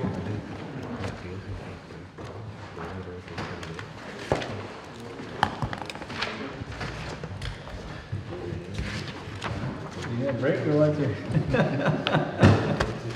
Oye, ¿se ha quedado dormido? All right, so continuing, so we have 2C, so as far as direction, what do you need, Mr. Perez? No motion. No motion. Right, but as far as, right, I mean, it's not an action, but why don't we have yourself and maybe Chief Reyes, Chief Castillo, Finance Director, and just have a little committee and evaluate the proposal. Write a and proposal have up? a recommendation for us for potentially our next meeting. Okay. As far as, but looking at everything that we've considered here, and of course, their take as I have well. a question for Mr. Real Council. If we would go with the private sector, we would have to go out on bids or proposals, official bids? Or can we just pick and choose a company? No. I think you can pick and choose because of the service. Okay, that was my You question. can issue a contract. But we would have to look at doing an ordinance to make sure that they have the services limited to them and not just anybody to be able to manage it properly. Well, let's look at all that, and then now we can have a recommendation with all that in mind. Yes, sir. Are we returning back to 2A? Were we at 2A? Is Yes, that- sir. He's ready to wrap it up. All right. It's moving quickly. Let's summarize the major points, Mr. Milan. What was I saying? You want to start over? Thank you. Thank you. Thank you. All right. I thought that it was already, Commissioner Garza was gonna be done with several items already, He wanted to make sure you didn't lose out on any of it. It was kind of loud there because there was no departmental report. We were trying to hide over there. Go ahead, Mr. Milan.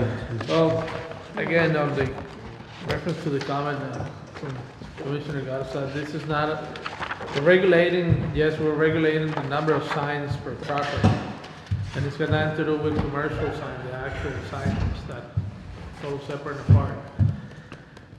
It is the number of signs per lot, the distance in between them, the anchoring of the signs, the size of the signs. It's not about saying no. And matter of fact, we were talking last night with the Historic Preservation Commission, and they don't object to the idea that we cannot totally deny the political signs or any type of sign for the same matter in the historic district. However, this is to control the number of signs and the size, have some type of flow, not to disturb the image of the historic district, basically. So can you clarify it? So if I submit an application, tell you I'm gonna set up 20 signs in the historic district, I'll tell you where, and you limit the size and everything. And that's one application, $25. Correct. I soon find out I have a lot more support and I found more money and I wanna put another 25 signs. That would require another application, another $25. Yeah, that's a new application. Okay. And by the same token, now you're adding more signs. Obviously, the whole purpose of the application is to find out where are you putting those signs. In other words, you want to put a sign where there's your opposing party already has a sign. So I want to say, well, number one, you need to consider a different location, 25 feet away at least from that existing sign already. But this is only in open spaces. In any site. any space. Well, let's say lots here in Rio Grande are 50 feet wide. Correct. And the guy in the corner is supporting candidate A. And his next door neighbor 50 feet away is supporting candidate B. So candidate B cannot put a sign there? Well, again, it's 25 feet radius. So Huh? It's 25 feet radius. If there's no 25 feet in between, somebody beat him to the line. First come, first serve.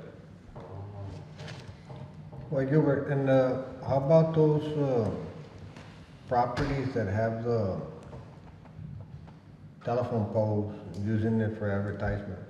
Well, actually, that's, that comment is addressed on the following. Those are the ones that I was talking about. They're gonna have to come down? Yes. That's correct. Yeah. But in reference to that, Commissioner Garza, yes, they can have it. As a matter of fact, if you think about it, almost all of them are almost 50 feet, except original townsite are like 47, 48, the most. But you can still have a sign or two. You have to be 25 feet away. 25 feet away. Yeah, so there'll be En no la space to esquina, put a Yes. sign. en el medio y en la otra esquina. So how many signs per application, Mr. Milan? 3. 3 signs per application? So, Per property. no, I'm asking for, right now I'm reading that application fee Per $25, but application, how many well, signs do we get for? That's also a question for you all. I mean, you can say, well, you can propose 100 or 1,000. Well, and you see, that's the point of going through this whole sign ordinance. Correct. If the idea is to limit how Correct. many, and then we're Well- still not limiting, so are we solving Yeah. anything by what we have here?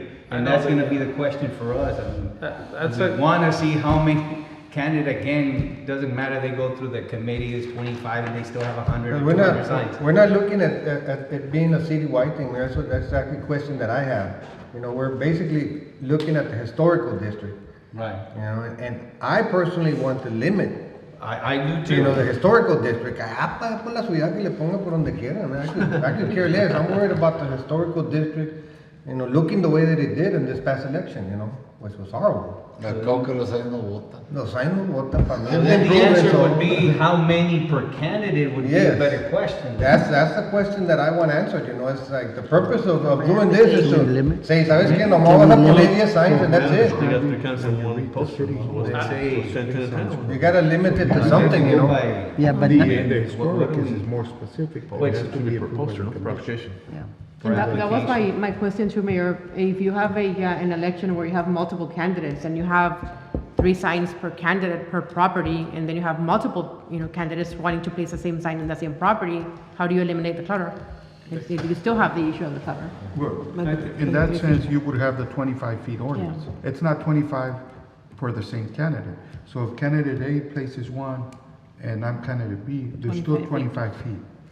So the 25 feet apply per sign, not per candidate. That's the ordinance. correct.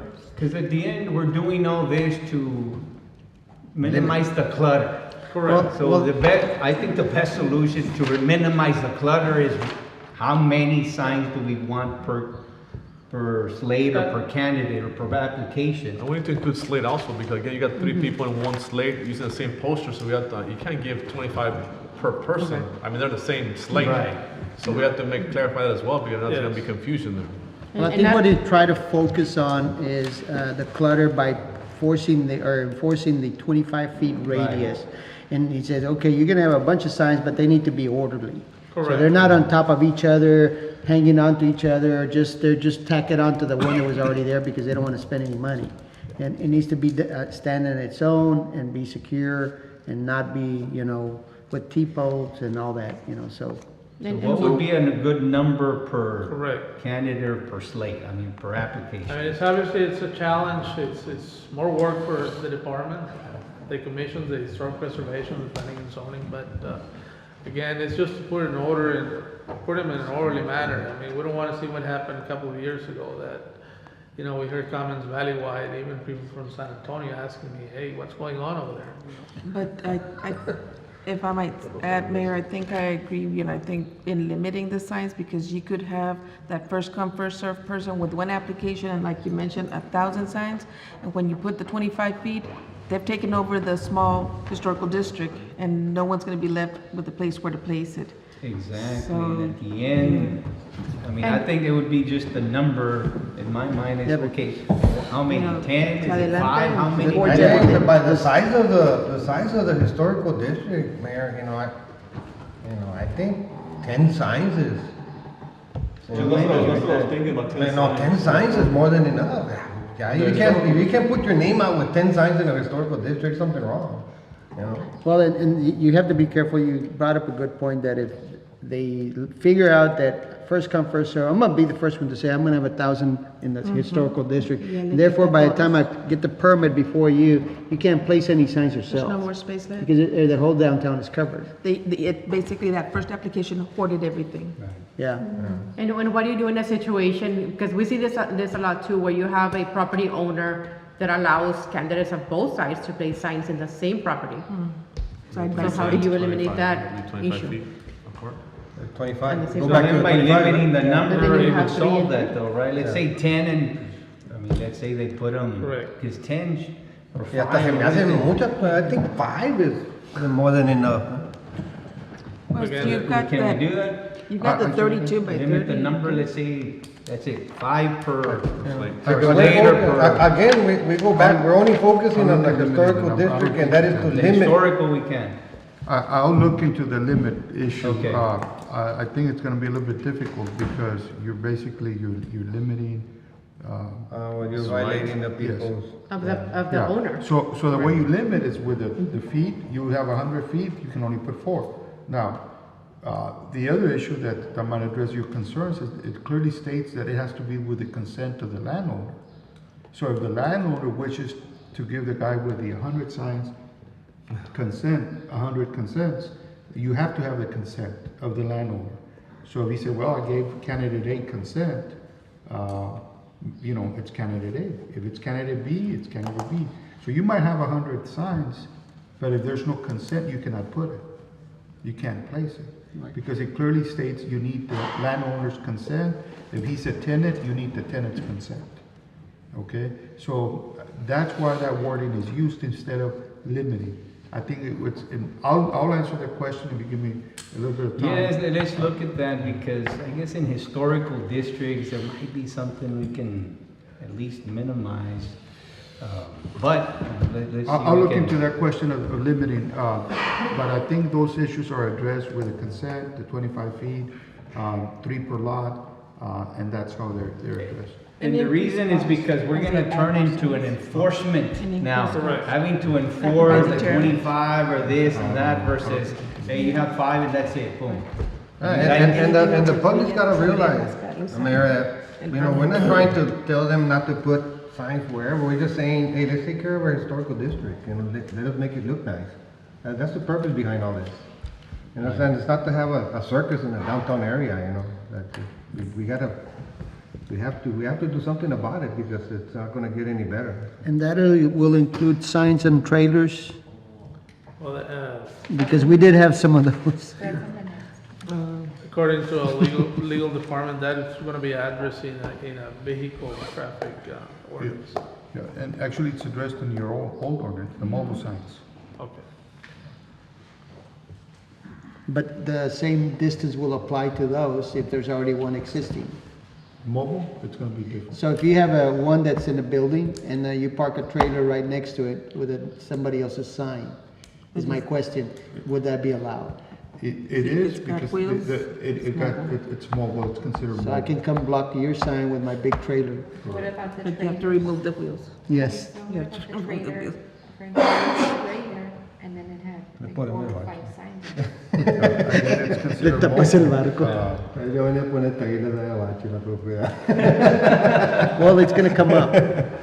Right, and there are gonna be a lot of enforcement issues that are gonna come up, so how do we solve it all I guess the simplest way possible would be because if not, you're gonna be out there, Mr. Milan, trying to enforce all these. It is Well, a I think that when you do come and pull out a permit for political signs, that you issue out the rules and tell them, this is what you need to do.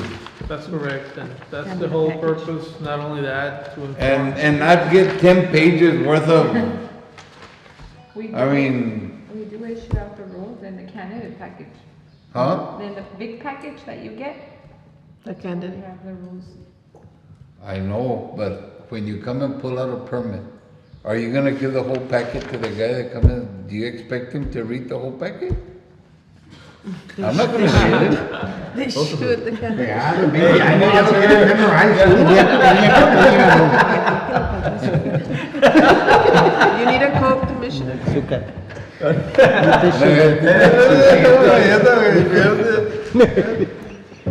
might want to also go back to the 60 days. That probably is too long. 60 days, yes, it's too long. This Yeah, it's is too long. actually, that's just in the event the commission would meet, but that's not, that would be the case. And I told him last night, I said, look, we're about to have a challenge and we need to, stake on this and meet more often, and it's a challenge. It's a challenge not only our city faces. I've talked to municipalities like City of Fredericksburg. You wouldn't expect them to have this issue, but yes, they do have it. I called the city hall, and it so happened to know the person that works there, and said, look, we have that. So it's three per block? Per property. Per property? So if you have 6 Yeah, lots yeah. in an original town site, you have, those, you got, what is it, 50, almost 50 feet each. You got 3 times 6, that's 18 signs already in 1 block, at least. I think that'll And get a that'll solve part of the problem. Now, corner lot can have a couple more, so that's already more than 20 signs in 1 block, if you think about it. Which is gonna come down to whoever gets it first, go put them out, here they are, and pretty much. Will be tested there at Sam Bell's property. Isn't it Joe? Yeah, we did have a complaint from the business owner. The Second Street Fashion Store. Yeah, I guess that's something to be reviewed. This is per property now. Some of these properties have plenty of space like that. What is? Good.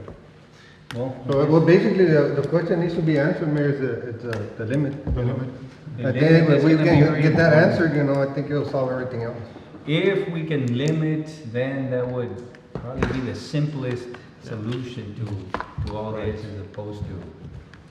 And If again- they wanna put all 3 signs in 1 lot, so be, and I'm not saying it's gonna be 3 limit, but let's say, but let's say it's, and again, well, let's see, Mr. Reale, we can answer that question. Sure. And if not, I guess we'll go back to the drawing board.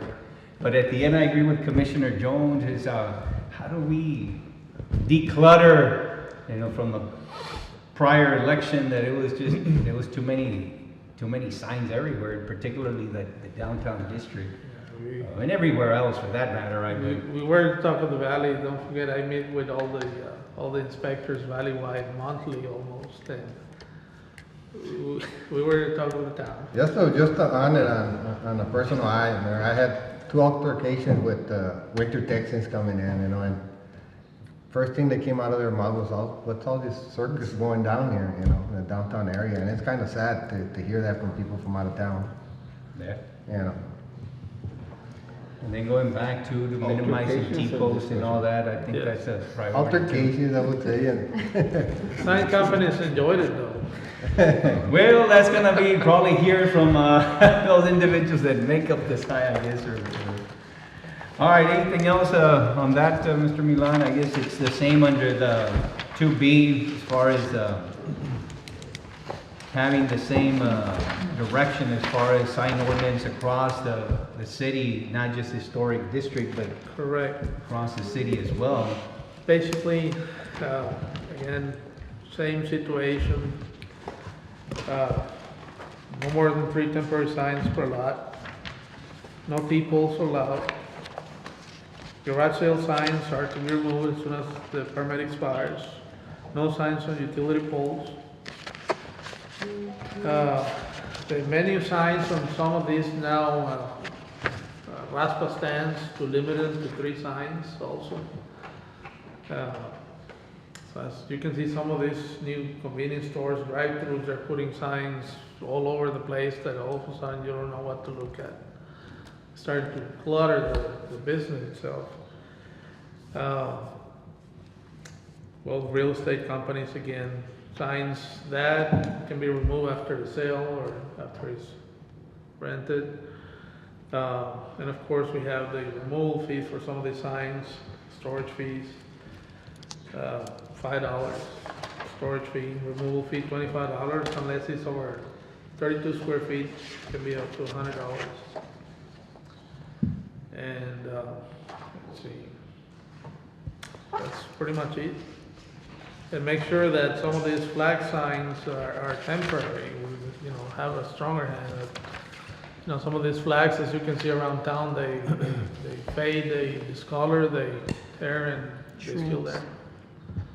We need to make sure business owners, they remove them after, you know, a certain amount of time.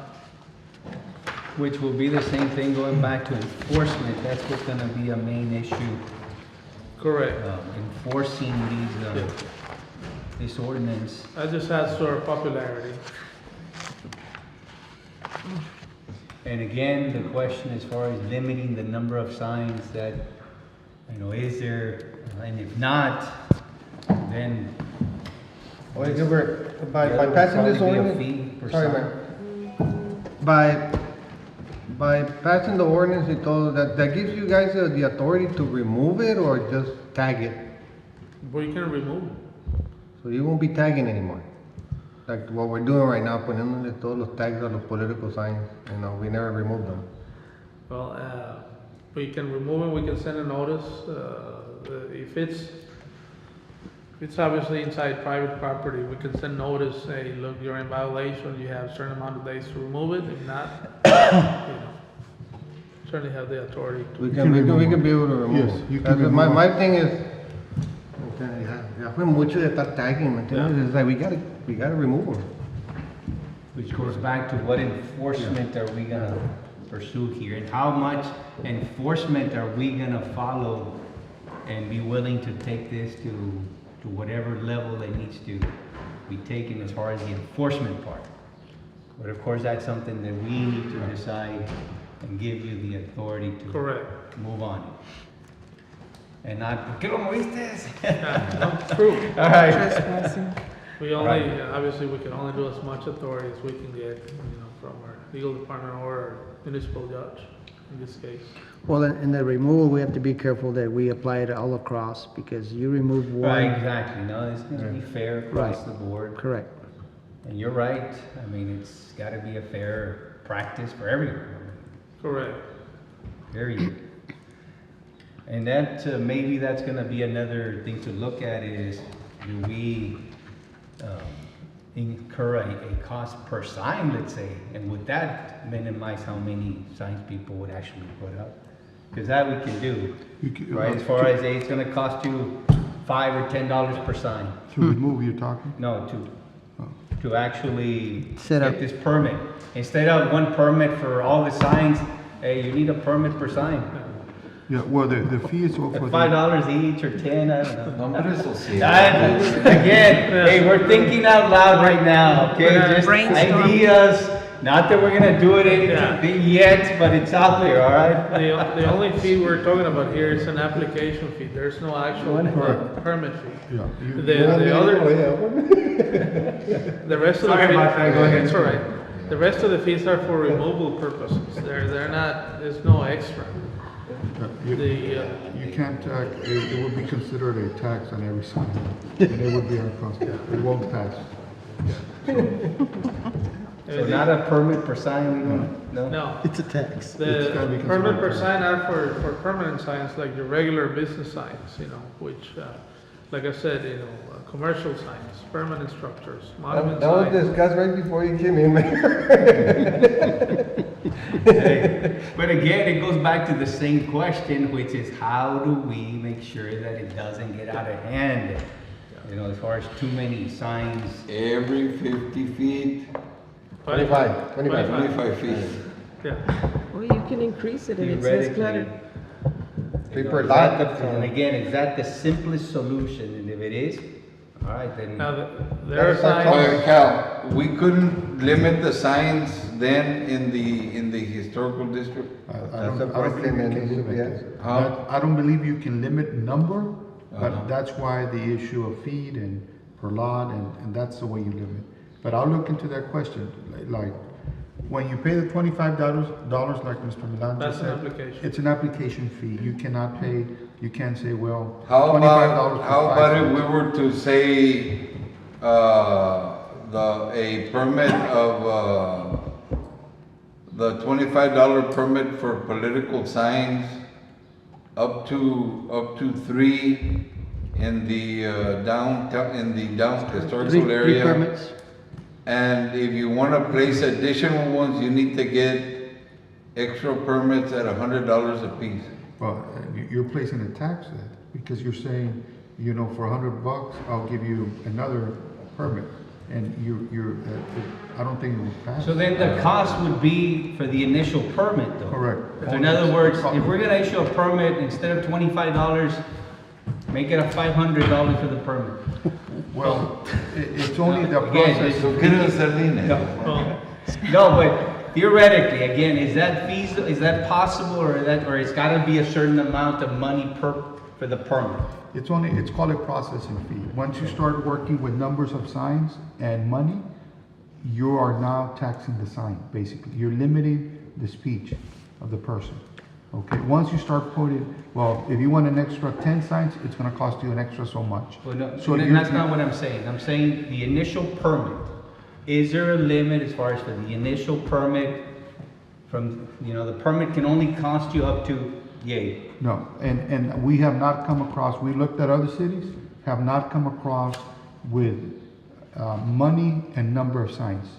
The permit and the number, we haven't come across. That's why I truly believe the way all the other cities limit is through feet again and consent of the landowner and so many per lot. And that makes sense. That makes sense because now we're gonna be enforcing, you know, the Correct. issue over and over. It's gonna become a big problem. a big And, headache.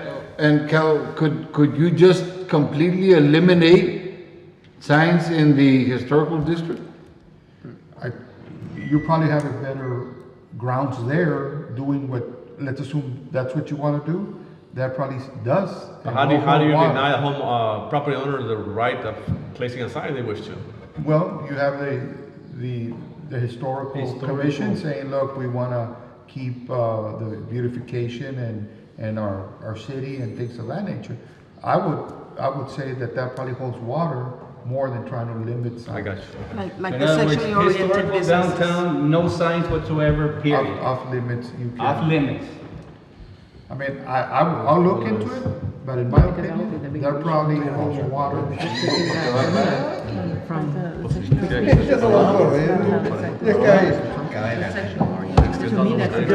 Just look into that and see if and maybe that's gonna be To me, that's a bigger issue. option. Like if you're the a property option to owner, where the city's telling you no can't do signs, that. historical That's downtown. your right. So what if I have money and I want to fly my airplane with a sign hanging behind my airplane? do that. Across the historical district? Yeah, you can do that. Okay.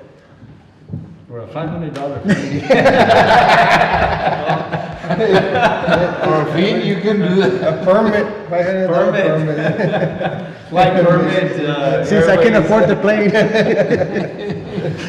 ahead, Mr. Indiana. Just to remind, this is an application fee so that staff can take the time to go visit and say, where do you want to put all these signs? You know, $25 is basically nothing for the time, you know, that you want to spend on, okay, you want to place it here, okay, let's see what, you know, what else you want to put, where you want to put it, what's the size of it, you know, the colors, etc. Well, they're gonna have to make sure no one else is already there. Exactly. Because you say, okay, you bring another, somebody else brings you another application, okay, I want to put it here. Now, okay, no, there's somebody already there. Basically, to have a survey of all the signage. That's the whole purpose of the application, not to. So now we have two questions. Now we have, can limits and can we just Completely. eliminate them? Correct. Those are two questions that need to be answered. That will work forward. That's obviously easier on stuff, you know, you don't have to bother, no more. But, again. Those are the two questions that basically need to be answered. Limits and. What did the historical, Mission. commission say? What did they have to say about this? They love the idea. They love the idea of What regulating. idea? They regulating the number of signs in the historical district. They understand that they cannot deny them at this point, but they want to know how many, which properties. Well, you already answered one question. We cannot deny him a sign. We don't know that At this point. in the historical But downtown. he's telling you that he already asked. So we just need to kind of, No. He apply asked the commission. the feet between signs. Right, you asked the commission, Correct. that's not a legal question that has been answered yet. Correct. Right, am I, Regarding limiting, regarding, Or eliminating. no signs, eliminating signs in the downtown district. I'll look into it. My understanding is that, again, that's your strongest bet right now. That you can limit, that you can Deny. completely deny, Completely but deny. not limit based on. Right. Well- So in other words, deny downtown district, no signs. I guarantee you they'll love that idea. Depends on. But does the like historic the commission idea. have the authority to do that?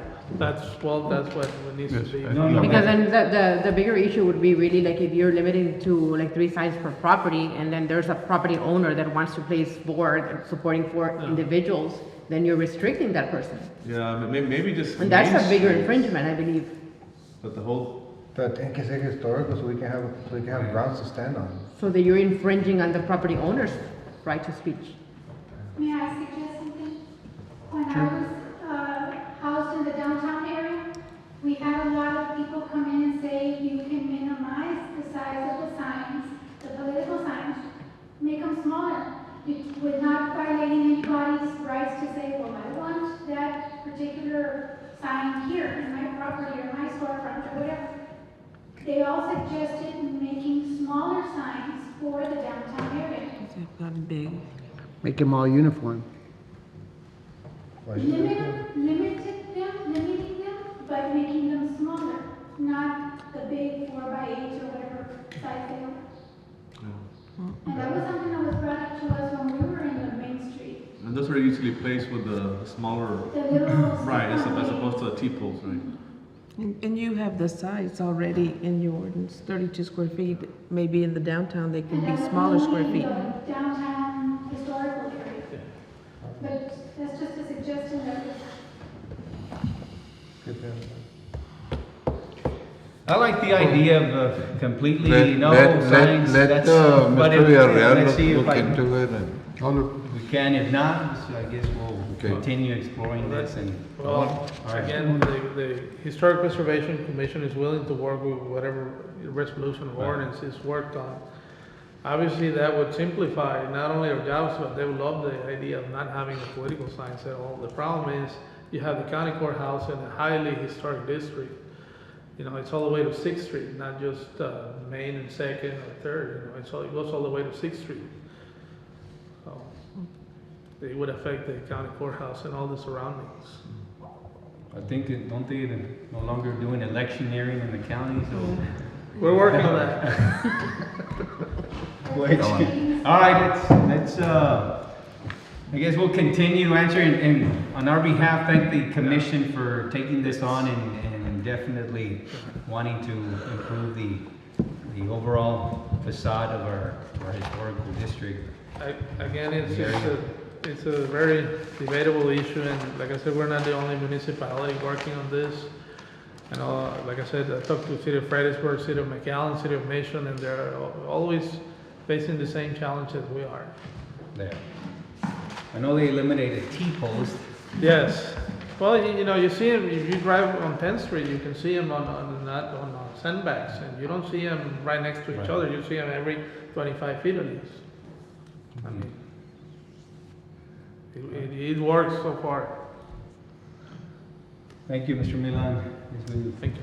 Oh, and well, before I go, this is, some signage obviously is not to be removed for historical purposes, like the Garment Theater, the Brownies sign. This has got nothing to do, those signs, Right. they get to stay. We're looking at political, temporary. Yes. Not, all right, moving on to item 2D, receive a report holding discussion and provide staff direction on employee insurance options. Yeah, Mayor Commissioners, Ms. Valerie Brown and I have been working on the number of proposals that came in. We had over 11 companies. The RFP went out for health, life, dental, and vision. We had a renewal rate from TML, and it came in at 10% increase. The year before, it had come in at a 15% increase, and this is what kind of prompted this action.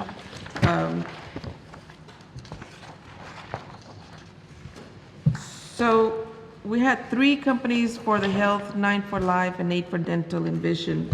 The one in your packet includes proposals that included a broker's commission fee, which we don't have a broker under contract. So what Valerie's putting out is those proposals that only have 0 brokerage fees. That way we're comparing apples to apples.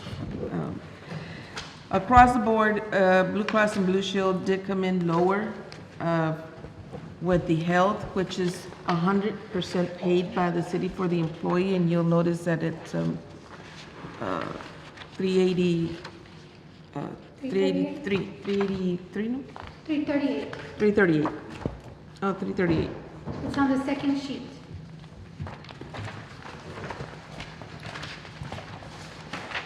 If we compare that to the renewal rate of TML, we're looking at about a 78,624 savings in a year, a cost to the city. The only drawback or the only negative thing is that the Blue Cross Blue Shield charges $85 per month to administer any COBRA applications. Right now, there's only 1 COBRA on board. And COBRAs are usually only for 18 months. So once the 18 months are gone, that's, there's no more COBRA unless somebody continues it. The rates on the insurance for the breakdown, you have it there, for spouses, for children, for families, those are substantially higher, but in that case, that cost goes to the employee. The Blue Cross did go higher on the coverage. Right now we have a 70-30, they're proposing an 80-20.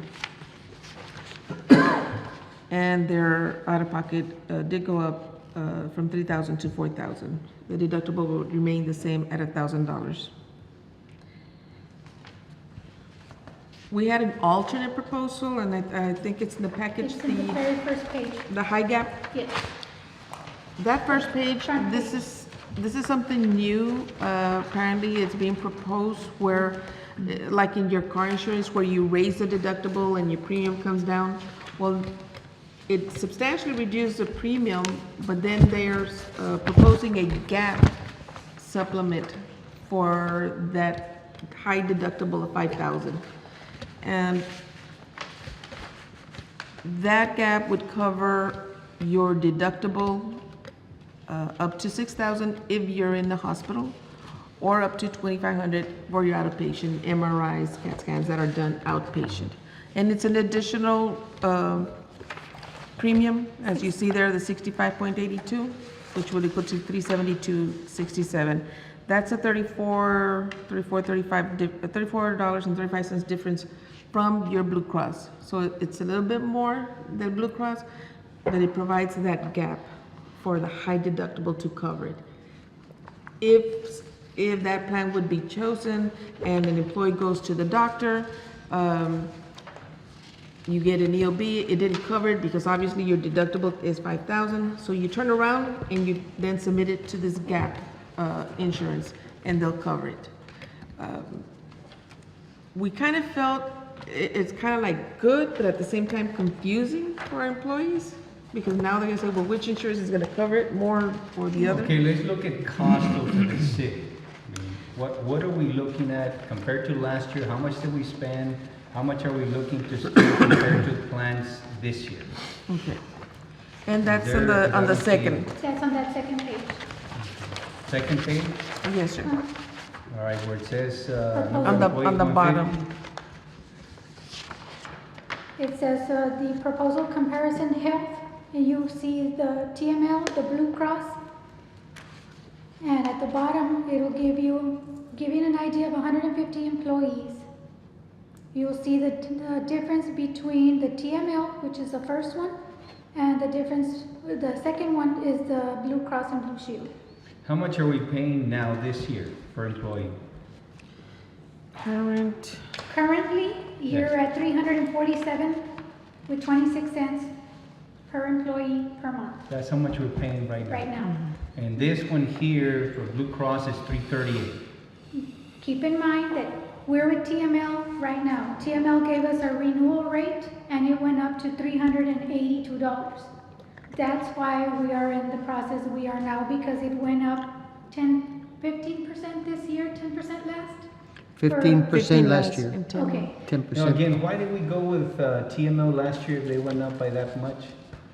It was a timing factor that it was the first increase, and so now they've come back with an additional 10%. We're going, okay, 2 years in a row, 25%. I mean, And one of the things with the TML is that we're part of a big pool, and actually a pool with Texas and Oklahoma. And sometimes the average claim experience can hurt the pool. And It all depends what kind of claims they have. The difference though is, for example, TML, and let me make sure I'm reading this correctly. Employee is 382, but employee plus spouse is 393 as opposed to 627 for Blue Cross Blue Shield. Am I reading that correctly? Am I missing something? No, sir, that's the rate that was proposed. And so employee plus family, 763 for TML, but 970 for Blue Cross Blue Shield. Yes. do we know how many employees have their spouses covered? I believe it's 4. So that we don't have that many. So we don't, I mean, at this point then, the priority would be single individual, which. Correct. And that's what the city pays for, 100% for employee only on the health. It also pays for the life and accidental, and that's in another chart in the package. We have a great insurance, I mean, compared to other entities and other agencies, the city has a great insurance Well, plan. no, and I speaking think from Mr. experience- Jones was sharing with us some of the costs associated that they have to work with. Yeah, And the so- big plus that we have as city employees is that the city provides the insurance at 100% for us. Unlike school or county, they have to pay a certain portion, and then the county or the school picks up the rest. Here, it's a big plus for us because it's paid at 100%. It's a great fringe benefit.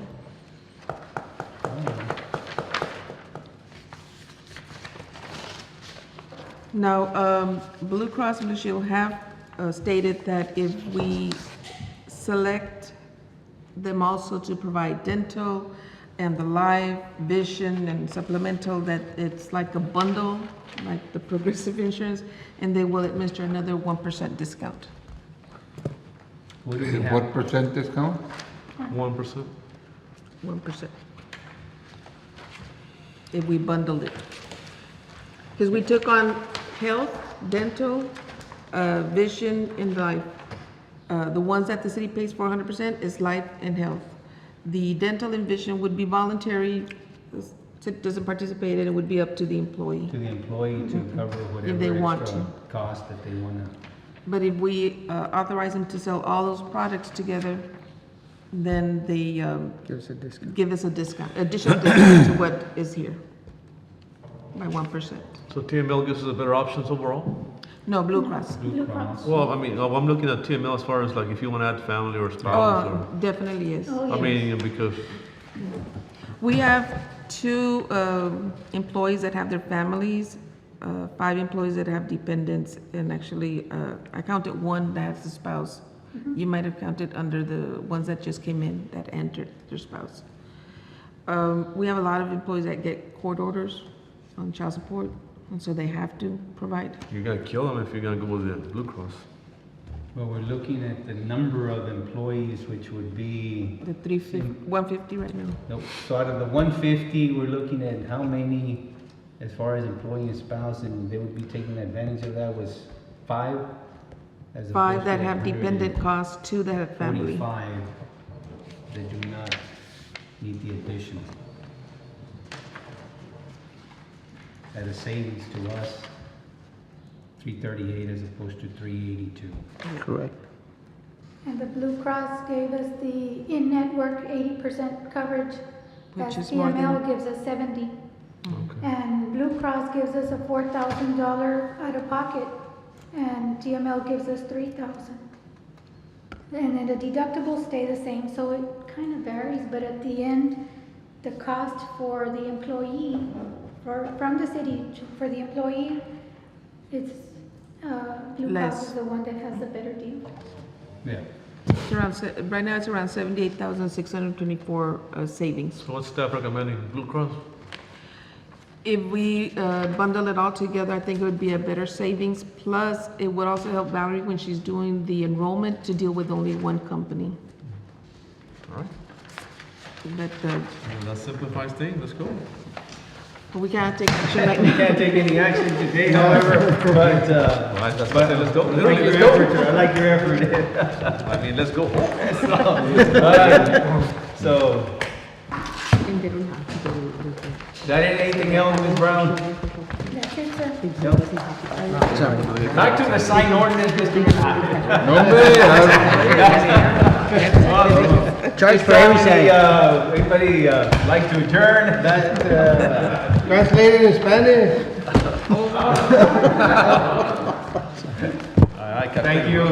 Thank you, everyone, appreciate it. Thank you.